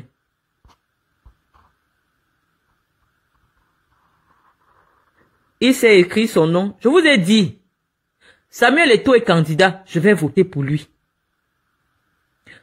On a dit 2025. On a un seul problème. On ne veut plus de Paul Biya au pouvoir. C'est tout. Je vais même vous dire que si Chantal Biya est candidate, vraiment, si Chantal Biya est candidate, qu'elle vienne poser la candidature, on va voir. Mais son mari ne peut plus être président. Donc je sais simplement de vous faire comprendre qu'il est temps d'enlever le disque dur que Paul Biya a mis dans vos têtes là. Qu'il va vous faire le changement. Il va faire quoi? L'émergence en 2035. Il ne sera pas là en 2035. Il vous trompe. Paul Biya a abandonné le Cameroun entre les mains des mafias. Et ces mafias le tiennent en otage. Et ce sont ces mafias qui décident. Vous n'allez pas me dire que Niat Ndjifendi venait de passer 3 mois à l'hôpital. Je crois qu'il a encore été hospitalisé. Parce que pourquoi te mettre président du Sénat pour que les gens votent pour toi? Tu dois exprimer la candidature. Vous n'allez pas me dire que Niat, sur son lit de mort à Paris, actuellement il est encore hospitalisé même apparemment. Il vous a dit que il veut encore être candidat à la présidence du Sénat. Vous n'allez pas nous convaincre. Vous n'allez pas nous dire que Kava Yégué a exprimé sa volonté à être candidat à la présidence de l'Assemblée nationale. Je prends seulement le cas de Niat. Niat est entre la vie et la mort. Comment vous nous expliquez qu'il a été réélu président du Sénat? C'est simplement les mafias qui disent que nous préférons maintenir le statu quo. Paul Biya même n'est pas au courant. Les jeunes là qui sont autour, c'est eux qui gèrent les vieux là maintenant. Les vieux là souffrent entre leurs mains. Niat est mourant. Vous n'allez pas dire qu'il s'est assis et il a réfléchi qu'il faudrait que je formule ma candidature et que je rencontre les membres de mon parti, les sénateurs de mon parti pour essayer de leur convaincre que j'ai quelque chose encore à apporter au Sénat. Le Sénat est paralysé. Le Sénat au Cameroun ne sert à rien. Il y a beaucoup de gens qui volent beaucoup de milliards à travers le Sénat. Donc le Sénat du Cameroun ne sert à rien. La seule chose qui maintient le Sénat dans le jeu du pouvoir, c'est de savoir qui peut remplacer Biya 45 jours après son décès. Voilà où se joue le problème de la place du président du Sénat. Ce n'est pas pour vous dire, il y a quelqu'un qui va prendre le temps d'impulser une dynamique nouvelle au Sénat. Non. Il y a un seul enjeu au Sénat aujourd'hui. On sait que si on met un jeune là, c'est déjà une façon pour Biya de montrer que voilà mon successeur. Et donc les mafias s'arrangent à ce que les Camerounais ne se projettent à travers personne. Parce que aucun jeune Camerounais aujourd'hui, aucun Camerounais, vu l'état de Niat, ne peut dire que vraiment, si le président s'absente aujourd'hui, Niat va être en capacité d'organiser une élection dans les 45 jours. Niat même, tel qu'on le voit, c'est comme si on passe seulement perfuser de l'oxygène. Lui là, s'il apprend même seulement que le président est décédé, lui-même il va entrer dans le coma. Moi j'ai déjà vu ça. Je vous ai parlé de mon père qui avait perdu sa mère simplement parce qu'elle avait appris que son fils est mort. Niat là, si on dit maintenant que Paul Biya est décédé, lui il va entrer dans la chambre, il va se coucher, ce sera fini. Et donc on va se retrouver dans le chaos absolu. Parce que la constitution ne pourra pas entrer en jeu. Voilà le projet politique qu'ont les soutiens de Paul Biya actuellement. Que le Cameroun devienne un chaos, quelque chose d'ingouvernable après le départ de Biya. Et il n'y a aucune perspective pour vous. Il n'y a aucune perspective pour personne. Je vous ai dit, Biya sera candidat. L'optique aujourd'hui, c'est qu'il décède au pouvoir, que Niat décède, et il y aura un coup d'État. Parce qu'il n'y aura pas élection. Parce que la Constitution ne prévoit rien. Au cas où le président tombe, et le président du Sénat tombe, la Constitution n'a rien prévu. Il faut que vous soyez au courant de ça. Et les deux là, je vous jure qu'ils peuvent mourir le même jour.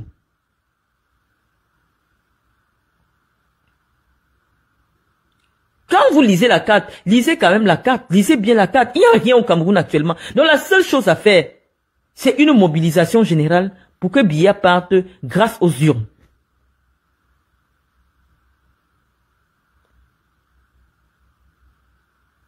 Et vous êtes là,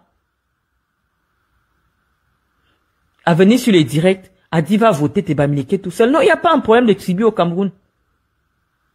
Il n'y a pas un problème de tribu. Pour ceux qui dirigent le Cameroun. Paul Biya, c'est le beau-fils de Bamileke. Chantal Biya est la fille de Bamileke. Donc, il faut arrêter ces affaires de dire, oui, allons voter Paul Biya parce que c'est notre frère. C'est de la tromperie.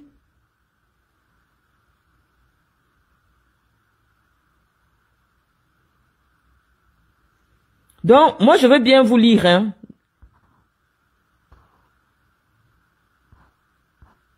Je vais bien répondre à vos questions, mais ça va un peu.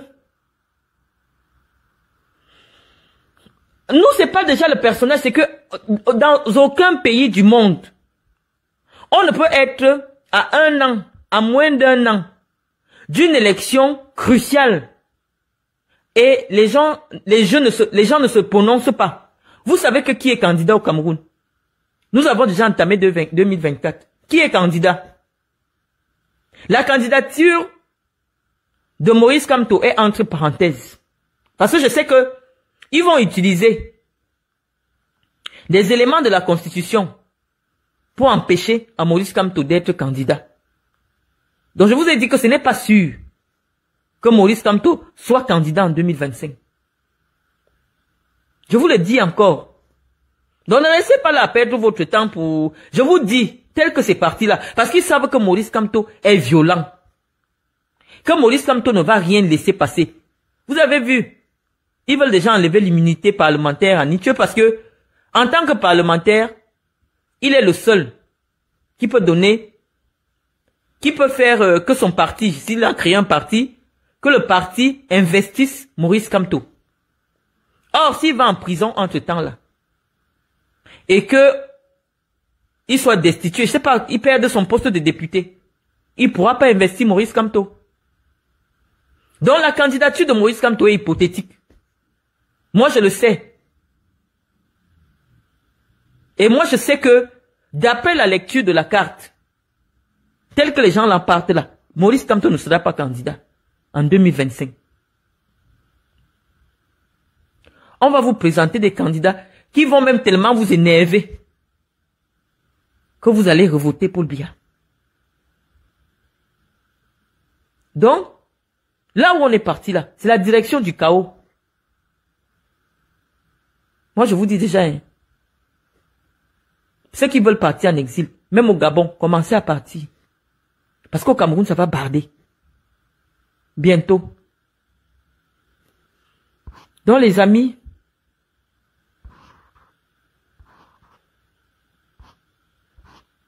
j'aimerais bien rester, moi je n'ai pas le souffle de... Bon, voilà Christian, voilà Maître Christian. Bah, s'il y a des gens qui veulent intervenir, envoyez les appels, hein. Maître Christian Bomo Timban me dit, Biya ne sera pas candidat, il n'y aura pas de coup d'État, tout se passera bien, la main de Dieu est sur le Cameroun, c'est lui qui établira le président de la République, et c'est cet homme qui apportera le développement au Cameroun. Oui, maître, je sais que vous êtes candidat. Vous êtes un boulot, vous êtes candidat à la présidence de la République. Oui, mais vous ne nous avez même pas encore envoyé votre programme. Même lorsqu'on organise un mariage, je vais vous parler du temps que j'ai pris pour organiser mon mariage. Parce que lorsqu'on organise mon mariage, c'est un petit événement où il y a maximum 100 personnes. Pour ceux qui veulent un mariage réussi, il faut envoyer les invitations un an avant le mariage. Pour que ceux qui doivent voyager, voyagent. Ceux qui doivent prendre des congés parce qu'ils travaillent, prennent des congés. Ceux qui doivent acheter leurs vêtements, prennent des petits crédits. Il faut annoncer un an avant. En France, lorsque vous avez un mariage à organiser en France, il y a certaines salles qu'il faut réserver 2 ans avant le mariage. Parce qu'il n'y a aucune salle de disponible l'année de votre mariage.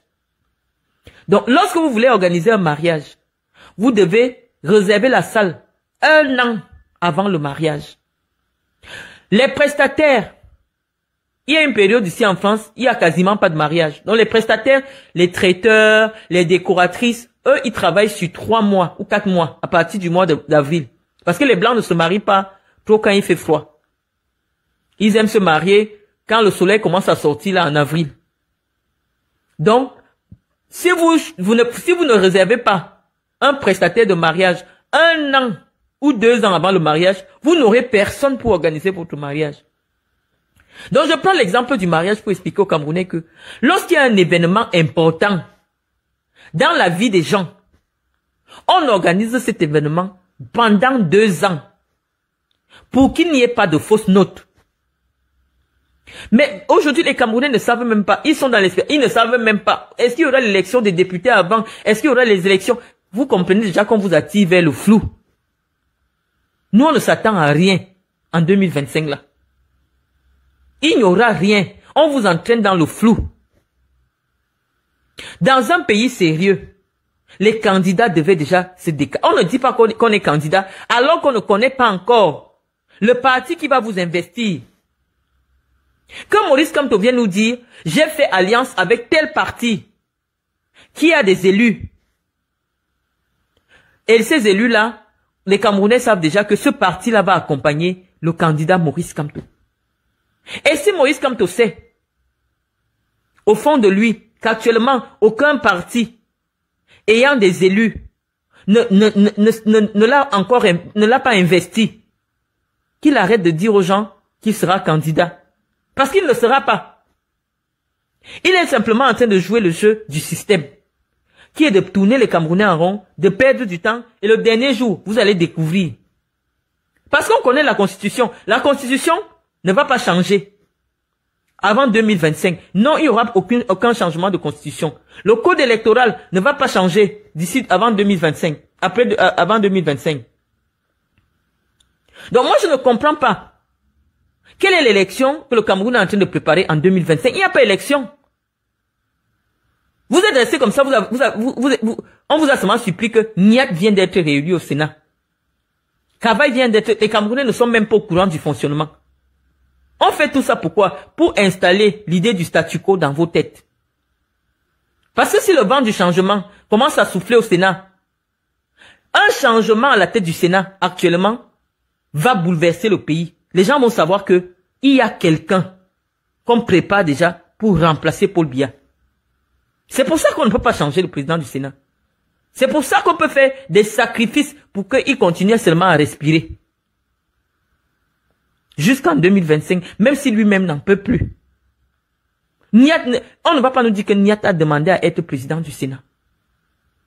Mais simplement pour vous préparer psychologiquement à ne même pas imaginer que le changement. Le président de l'Assemblée nationale, il a quelle place? Allez lire la Constitution, non? Il a quelle place? Non, aucune place en cas de décès du président. Donc je vous dis que ce qui se prépare au Cameroun actuellement sera une prise du pouvoir par les armes. Il n'y a pas un changement constitutionnel en vue au Cameroun. Parce que si Paul Biya reprend le pouvoir, c'est direction cimetière. Il se prépare, il va quitter ce mandat-là pour le cimetière. Et avec au moins 10 000 Camerounais. Parce que s'il tombe là, ceux qui vont vouloir reprendre le pouvoir, il y a au moins 20 000 Camerounais. Parce qu'un homme comme Paul Biya ne meurt pas seul. C'est comme quand un grand arbre tombe. Vous avez vu le baobab tomber et il n'écrase pas tout ce qui est en bas. Il y a au moins 30 000 Camerounais qui vont accompagner Paul Biya. Je vous dis au moins 30 000 Camerounais. Donc, ceux qui perdent encore le temps, je parle au soutien de Maurice Kamto. Dites à Maurice Kamto de vous dire la vérité. Est-ce qu'à l'heure actuelle, il peut être candidat? S'il n'est pas candidat, il laisse. On se mobilise derrière une autre personne. Maurice Kamto ne peut pas être candidat, qu'il laisse. Parce qu'il joue le jeu du régime. Si tous les opposants se mettent derrière une seule personne, l'opposition remporte le pouvoir. L'idée aujourd'hui, c'est de se rassembler derrière quelqu'un qui peut être candidat. À moins d'un an d'une élection, on ne cherche pas les candidats. La Constitution a déjà dit qui peut être candidat. La Constitution a déjà donné les conditions pour candidater. Au lieu de disperser les énergies juste pour jouer le jeu du RDPC, ça veut dire que vous n'aimez pas le Cameroun. Vous n'aimez pas le Cameroun. Ce n'est pas grave. Si en 2025, Maurice Kamto ne peut pas être candidat, mais rabattez-vous sur un autre. Cabral Liby peut être candidat. On voit bien que Cabral Liby est un candidat qui remplit toutes les conditions. Mais comme le système a bien travaillé, on sait que les soutiens de Kamto ne peuvent jamais voter pour Cabral Liby. Pourquoi? Parce que la politique au Cameroun se fait sur des relents du tribalisme. Les soutiens les plus fervents de Maurice Kamto, même si on leur dit quoi, mieux ils ne partent pas voter. Et comme ils n'iront pas voter, bah qui va gagner? Parce que tel que c'est parti là, Maurice Kamto ne peut pas être candidat. Tel que c'est parti, il ne pourra pas. Entre-temps, le RDPC se prépare. Le RDPC se prépare. Donc, soyez violents vis-à-vis des personnes que vous supportez en politique. Que Maurice Kamto fasse une sortie. Regardez les gens comme les Samuel Eto'o. Samuel Eto'o a les entrées pour se faire interviewer par France 24.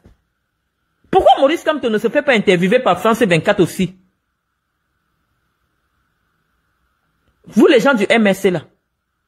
Vous les gars de la base là, vous les soutiennent. Pourquoi vous n'avez pas les entrées à France? Même moi où je suis assise là, si je veux passer à France 24, je vais passer à France 24. Où est la communication politique derrière votre candidat? Pourquoi on ne l'entend pas sur les chaînes occidentales? Pourquoi on ne le voit pas rencontrer même les ministres français? Officiellement. Quand quelqu'un s'apprête à prendre le pouvoir, ça se voit. Quand quelqu'un va prendre le pouvoir, ça se voit. On devait déjà voir Maurice Kamto, la presse française, mobilisée autour de lui. Vous avez les relations. Donc ne nous perdez pas le temps. Moi, je n'ai pas envie de faire 5 ans en exil. Vraiment. J'aime trop mon pays. J'ai trop à faire là-bas. Donc si vous voulez le changement, il y aura le changement. Le changement du Cameroun est entre vos mains. Et Paul Biya vous a bien étudié. On dit souvent, vaut mieux. Si c'est pas Cabral qu'on peut envoyer Paul Biya à la retraite, on se met tous derrière Cabral. On vote d'abord pour lui. L'idée étant de dégager ceux qui sont là. Mais vous laissez couler le temps. On vous distrait avec des choses. Oh, telle personne veut déjà divorcer sa femme. Je vous dis que 90% des hommes de pouvoir au Cameroun ne dorment pas avec leur femme sur le même lit, dans la même chambre. Donc c'est pas nouveau. Celui même pour qui vous insultez Nditap, il dort avec sa femme quand? Il passe tout le temps au Cameroun. Sa femme est où? Et il n'a pas longtemps. Vous refusez de réfléchir. Combien de fois vous voyez toi avec sa femme? Est-ce que c'est un motif de divorce?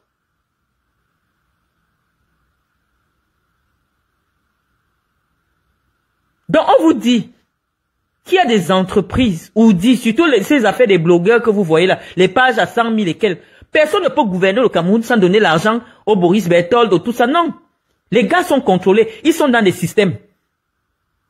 Ne pensez pas que leur communication est gratuite. Non. Ce sont des communicants qui se sont imposés et qui sont financés. Soit pour vous distraire, vous vendre des bêtises. Soit pour orienter vos idées vers un candidat. Et à ce jeu-là, on voit que le camp de Maurice Kamto a perdu la communication politique. Tous les communicants ont disparu. Tous les communicants de Kamto sur les réseaux sociaux ont disparu. Je parle des plus sérieux. Ça veut dire que le régime a réussi à infiltrer les soutiens de Maurice Kamto. Donc, comme nous, on n'est pas stupide, on ne voit pas comment... Je vous dis qu'à l'heure actuelle, nous sommes en avril, je ne vois pas bien comment Kamto peut passer en 2025. Je ne vous mens pas. Je ne vous envoie pas voter pour quelqu'un. Je n'ai pas encore demandé à voter pour qui que ce soit. Je vous fais simplement des analyses. Je vous fais simplement des analyses pour vous dire que aucun candidat de l'opposition, pour vous faire comprendre de manière simple, parce que je sais que vous venez de tous les horizons pour nous écouter, la manière la plus simple, je vous explique que l'opposition en 2025 ne gagne pas au Cameroun. Donc sur ce les amis, je n'aime pas rester longtemps sur Internet. Surtout quand ça devient long, ça devient redondant. Quelqu'un me dit, tu n'es plus cohérente dans tes dires. On ne peut pas trouver la cohérence chez quelqu'un qui réfléchit. Parce que malheureusement, la connaissance n'est pas quelque chose de statique. Surtout dans l'analyse politique. L'analyse politique, il y a des éléments qui peuvent intervenir. Je peux faire une analyse aujourd'hui. Il y a un nouvel élément au Cameroun demain. L'analyse qu'on a faite aujourd'hui ne peut plus tenir parce qu'il y a un nouvel élément au Cameroun. Donc on ne peut pas être, surtout en ce qui concerne la politique, dans quelque chose de logique. La politique n'est pas logique. Lorsqu'on a déjà affaire aux hommes, les êtres humains ne sont pas des machines. Donc on ne peut pas faire des analyses scientifiques. Chaque jour, il y a un élément qui peut venir changer le cours politique d'un pays. Donc je vous dis, on ne peut pas, je ne sais pas où vous cherchez la cohérence, non. Des analyses se font en fonction des nouveaux éléments, des événements politiques qui arrivent. Si je vous dis que Kamto est Maurice Kamto est un candidat de l'opposition qui est sérieux, mais s'il ne remplit pas toutes les conditions pour être candidat, il va faire comment? Il ne sera pas candidat. Parce que je sais que Maurice Kamto espérait une élection législative en février. Mais on vous dit, on est en train de vous faire comprendre que Yaoundé veut que l'élection du président soit organisée avant l'élection des députés. Si tu n'as pas les députés, tu vas être candidat comment? Si toi tu n'as pas les députés, puisque la Constitution oblige que seul le parti qui a des élus peut investir un candidat. Et je sais que Maurice Kamto, dans son analyse, savait qu'il y aura l'élection en février 2025. Mais vous avez entendu un discours politique dans un deuil. Qui était parti dans un deuil à l'ouest. Et il a fait une communication. C'est de la communication politique. Écoutez les hommes politiques. N'allez pas seulement dans les directs de Njapap. Nous, on écoute les hommes politiques. Et on a la capacité d'analyser ce que les hommes politiques disent. Il a dit que l'élection du président se fera avant l'élection des députés.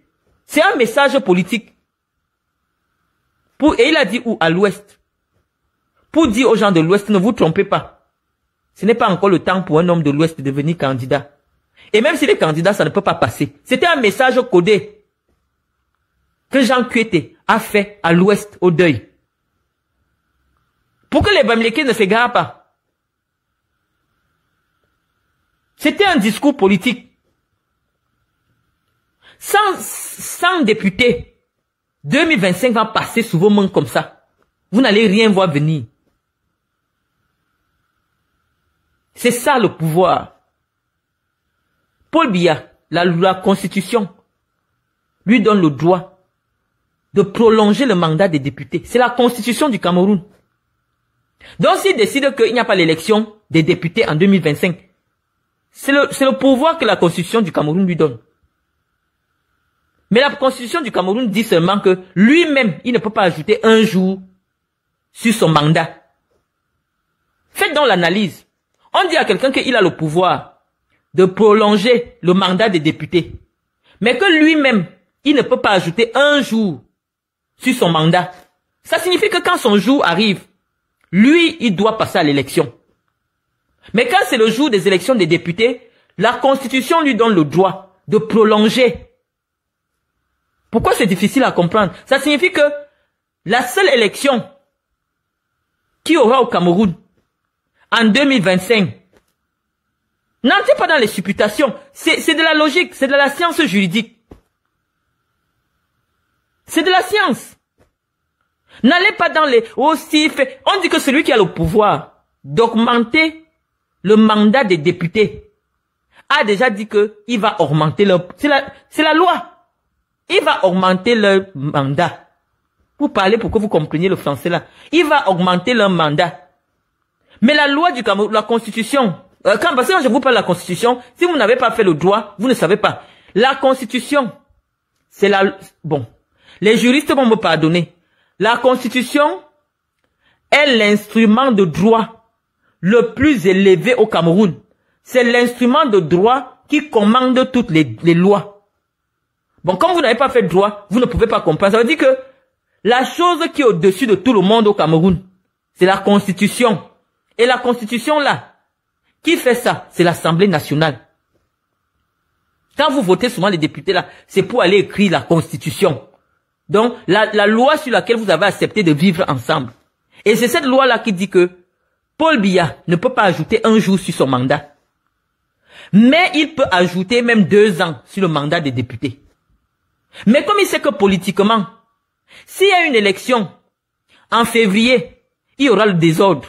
Et donc son élection en novembre va arriver dans l'instabilité ou en octobre. Il préfère qu'il n'y ait qu'une seule élection. Et c'est pour ça qu'on avait demandé à Samuel Eto'o de ne pas faire l'élection de la FECAFOOT en 2025. Parce que l'élection de la FECAFOOT crée aussi souvent le désordre. Donc il y aura une seule élection au Cameroun.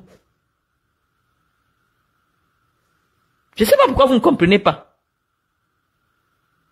Il y aura une seule élection.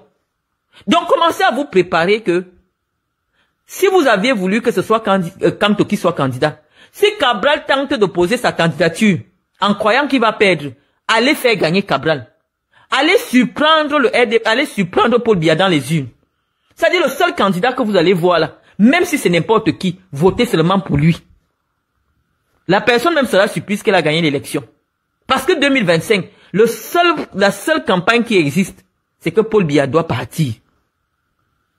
Et Paul Biya doit partir, ce n'est pas que vous allez refuser d'aller au vote. Si vous n'allez pas refuser d'aller au vote, Paul Biya va être élu. Si on vous dit que votre candidat que vous avez envie de voter n'est pas candidat, allez voter pour l'autre. C'est comme ça que se comportent les gens qui veulent réellement le changement.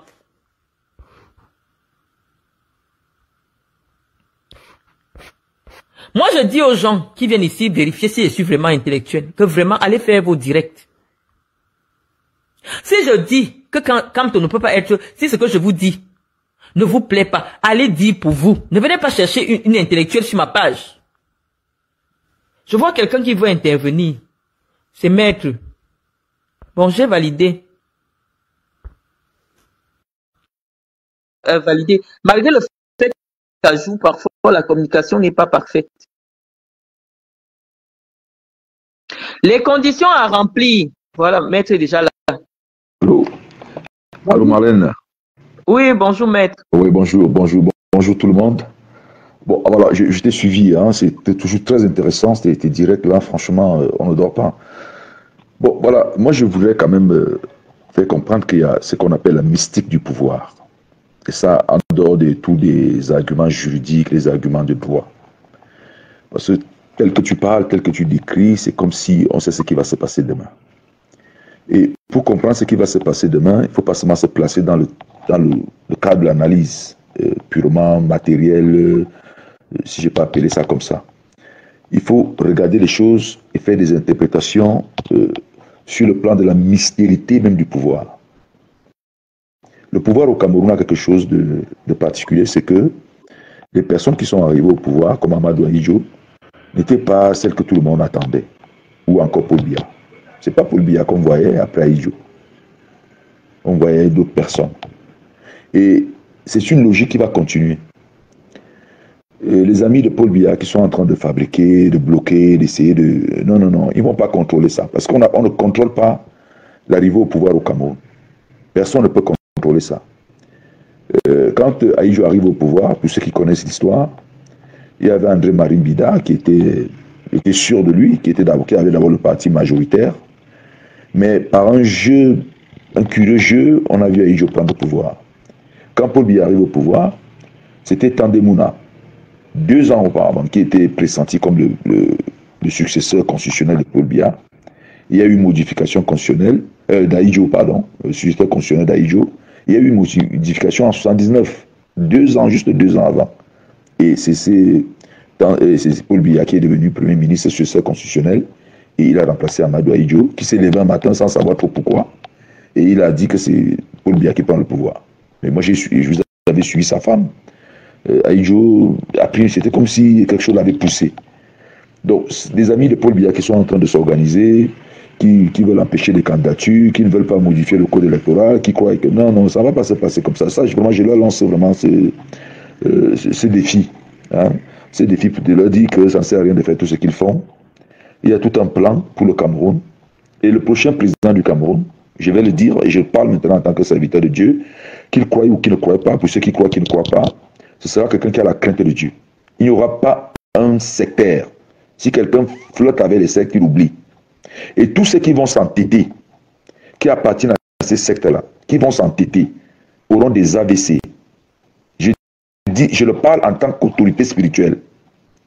Le prochain président du Cameroun, c'est des prophéties qui ont été dites sur le Cameroun avant ma naissance, avant les naissances, c'est que le 3e président du Cameroun sera quelqu'un de bien, quelqu'un qui a une connexion avec Dieu. C'est terminer les sectaires, c'est terminer les présidents néocolons qui sont là pour venir garantir les intérêts de la France et tout le reste. Il n'y aura plus ces présidents-là. Le temps du Cameroun est arrivé. On aura un président au Cameroun qui craint Dieu et qui va développer le pays. Ça, c'est sur le plan de la mystérité du pouvoir.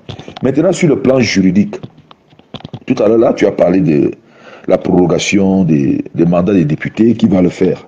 Non, il ne pourra pas le faire cette fois-ci. Pourquoi? J'ai commis un article là, peut-être que tu ne l'as pas lu.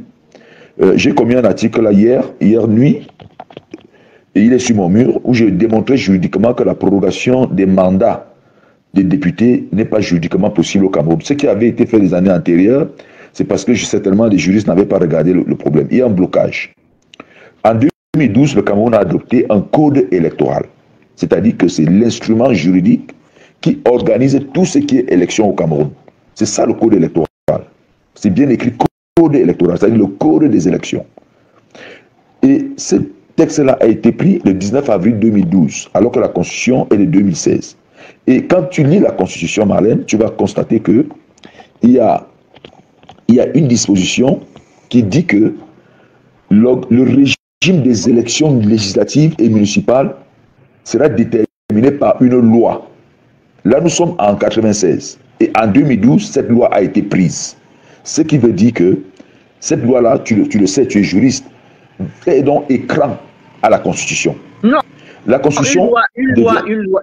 Dans le mécanisme, une loi ne peut pas faire écran à la Constitution. Non, c'est même effectivement ça. La loi est uniquement organique. La loi est là pour organiser. Non, Marlène, ce n'est pas... va vérifier. Non, laisse-moi... Non, mais pourquoi la notion... Permettez-moi de dire quelque chose. Laisse-moi terminer, parce que sinon tu vas me couper. Je vais te laisser.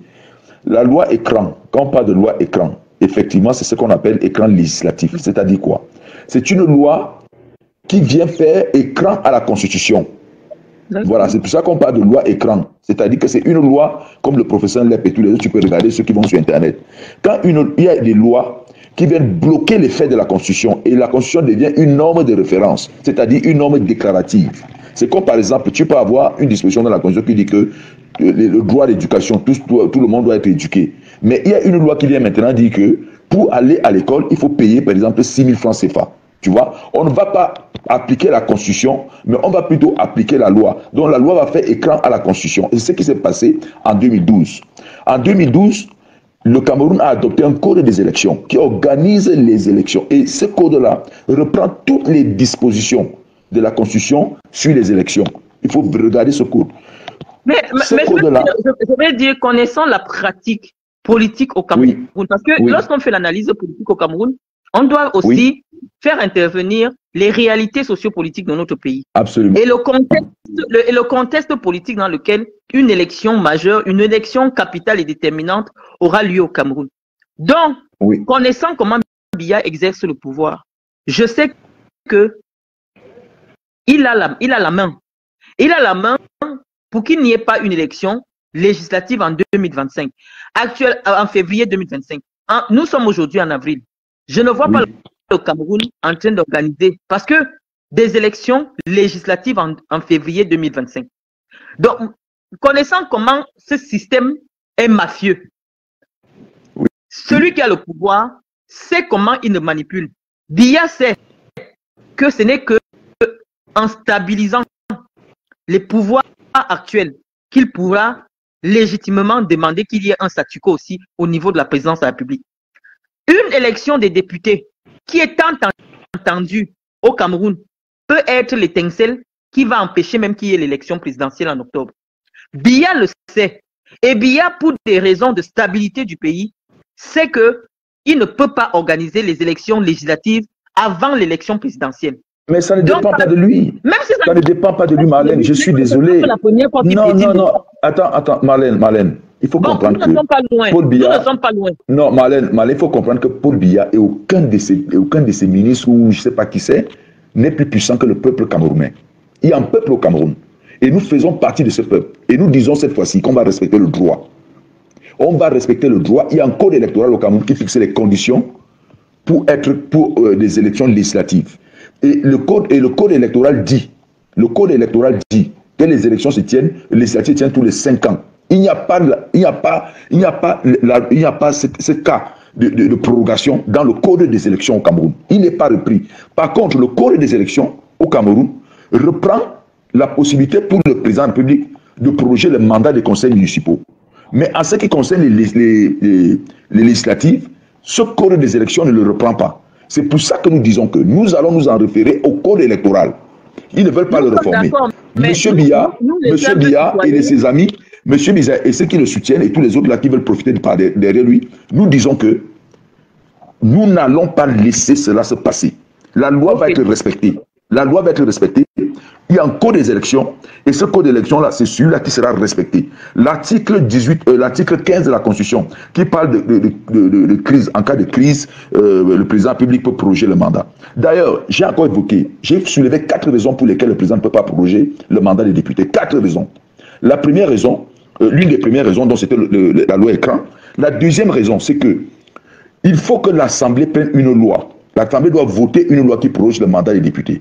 Or, il est dit à l'article 18, allez vérifier l'article 18, que seuls les domaines visés par l'article 26 de la Constitution peuvent être portés à l'ordre du jour de l'Assemblée. Et quand vous prenez l'article 26 qui donne les compétences à l'Assemblée, il y a les élections, la loi sur les élections. Donc l'Assemblée peut légiférer, peut prendre une loi sur les élections des députés, du président et tout le reste. Oui, mais la loi, mais aucun texte, non, je vais terminer, c'est important. Oui. Aucun texte, il est interdit de porter à l'ordre du jour de l'Assemblée un projet de loi portant prorogation du mandat des députés. C'est interdit. D'accord. Nous allons voir comment est-ce que cette fois-ci, ils vont violer la loi. Nous n'allons pas laisser faire. Donc, sur ce plan-là, je voudrais dire, Marlène, tout simplement, avant de terminer, avant de clôturer, il faut croire, nous croyons que cette fois-ci, les choses ne vont plus se passer comme avant. D'accord. Le calendrier électoral sera respecté.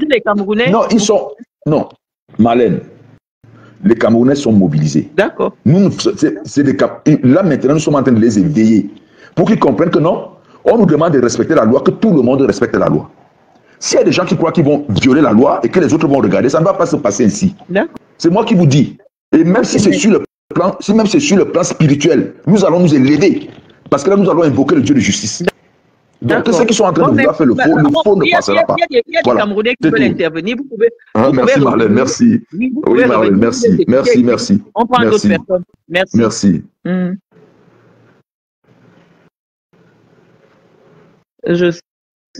Donc, chers amis, on a écouté Maître On a écouté Maître. Moi, je dis, je suis dans la réelle politique, hein, et je lis les choses et généralement, je sais à peu près comment ça fonctionne au Cameroun.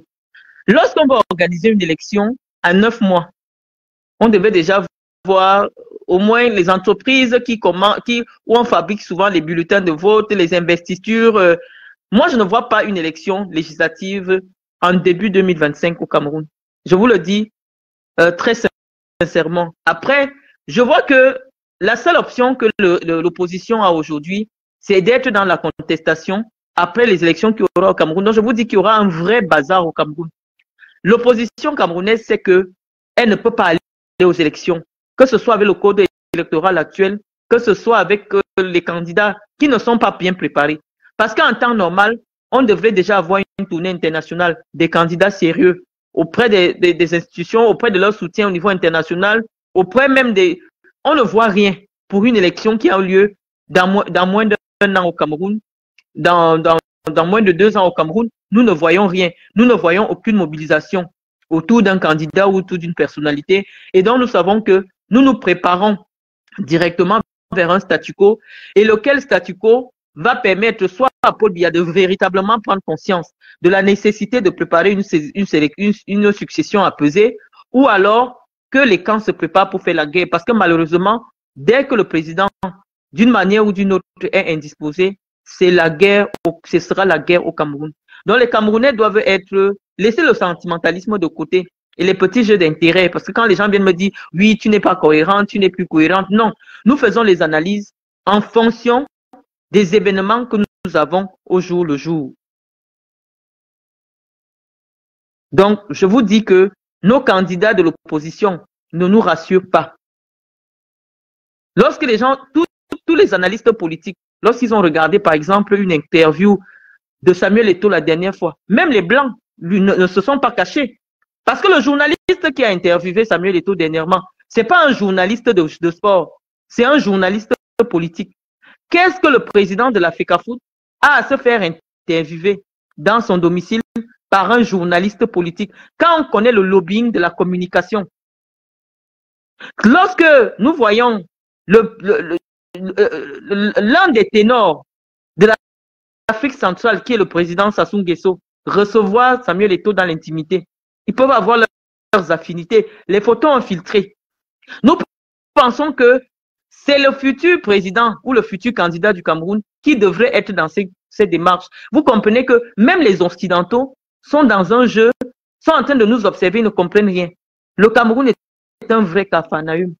Un président de la fédération qui se comporte comme un candidat à une élection présidentielle et il ne veut pas que des gens qui ont le cerveau, des analystes politiques lui prêtent des idées.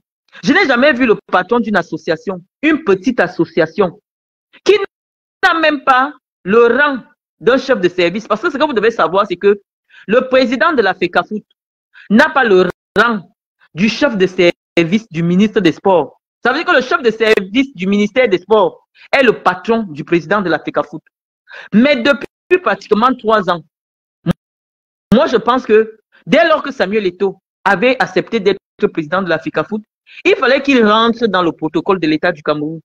On ne peut pas être président d'une association, on va rencontrer des chefs d'État, on va rencontrer des médias occidentaux, on fait des choses. Ça vous prouve simplement que c'est le désordre, que le vrai patron du pays a perdu la main. Et actuellement, c'est une histoire des réseaux. Les réseaux se positionnent. Le réseau fait tout pour se maintenir. Quitte à se ranger derrière Samuel Eto'o, je vous assure que ces gens sont prêts. Si on leur dit que leurs intérêts peuvent être garantis par un personnage comme Samuel Eto'o, ils vont voter Samuel Eto'o. La communication de Samuel Eto'o, président de la FECAFOOT, nous pose beaucoup de problèmes. Et je vous voyais tout l'arsenal politique, tout l'arsenal communicationnel qui est dès lors que quelqu'un essaye un peu de tenter de fragiliser Samuel Eto'o. Vous voyez, ça veut dire que Samuel Eto'o est actuellement au cœur du pouvoir. Et celui qui ne veut pas voir ça, c'est son problème. Ces gens sont prêts, comme on dit souvent, à s'accrocher sur le dos du serpent. L'essentiel étant de traverser. Donc ne soyez soyez pas surpris. Au Cameroun, actuellement, l'argument de tel est illettré, tel n'est pas, ça ne tient plus la route. Dès lors que tout un président de la République a épousé une femme qui a le CPE. Donc vos affaires intellectuelles ou pas intellectuelles, ça ne tient plus la route au Cameroun.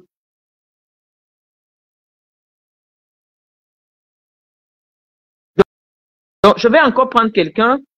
Il y a Karine qui veut là. Oh, Karine, on me dit que c'est impossible de te prendre. Je ne sais pas pourquoi. Je ne sais pas. On me dit que c'est impossible de prendre des gens. Je ne comprends pas. Tous ceux qui ont demandé, là, on me dit impossible de vous prendre. Je ne sais pas pourquoi. Ce que Eto'o fait actuellement, c'est ce qu'on devait s'attendre à voir Maurice Kamto. Si Maurice Kamto est incapable de se faire recevoir à l'étranger, ne serait-ce qu'en Afrique centrale, pourquoi un président le rencontre? De se faire interviewer à moins d'un an d'une élection, des élections capitales, parce que même s'il y a les législatives en février, le MRC devait déjà se préparer et nous montrer ses candidats.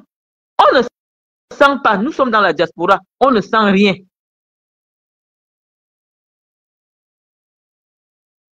Hein? On ne sent rien, on veut sentir que les candidats sont prêts. Donc, sur ce, les amis, on ne va pas rester longtemps.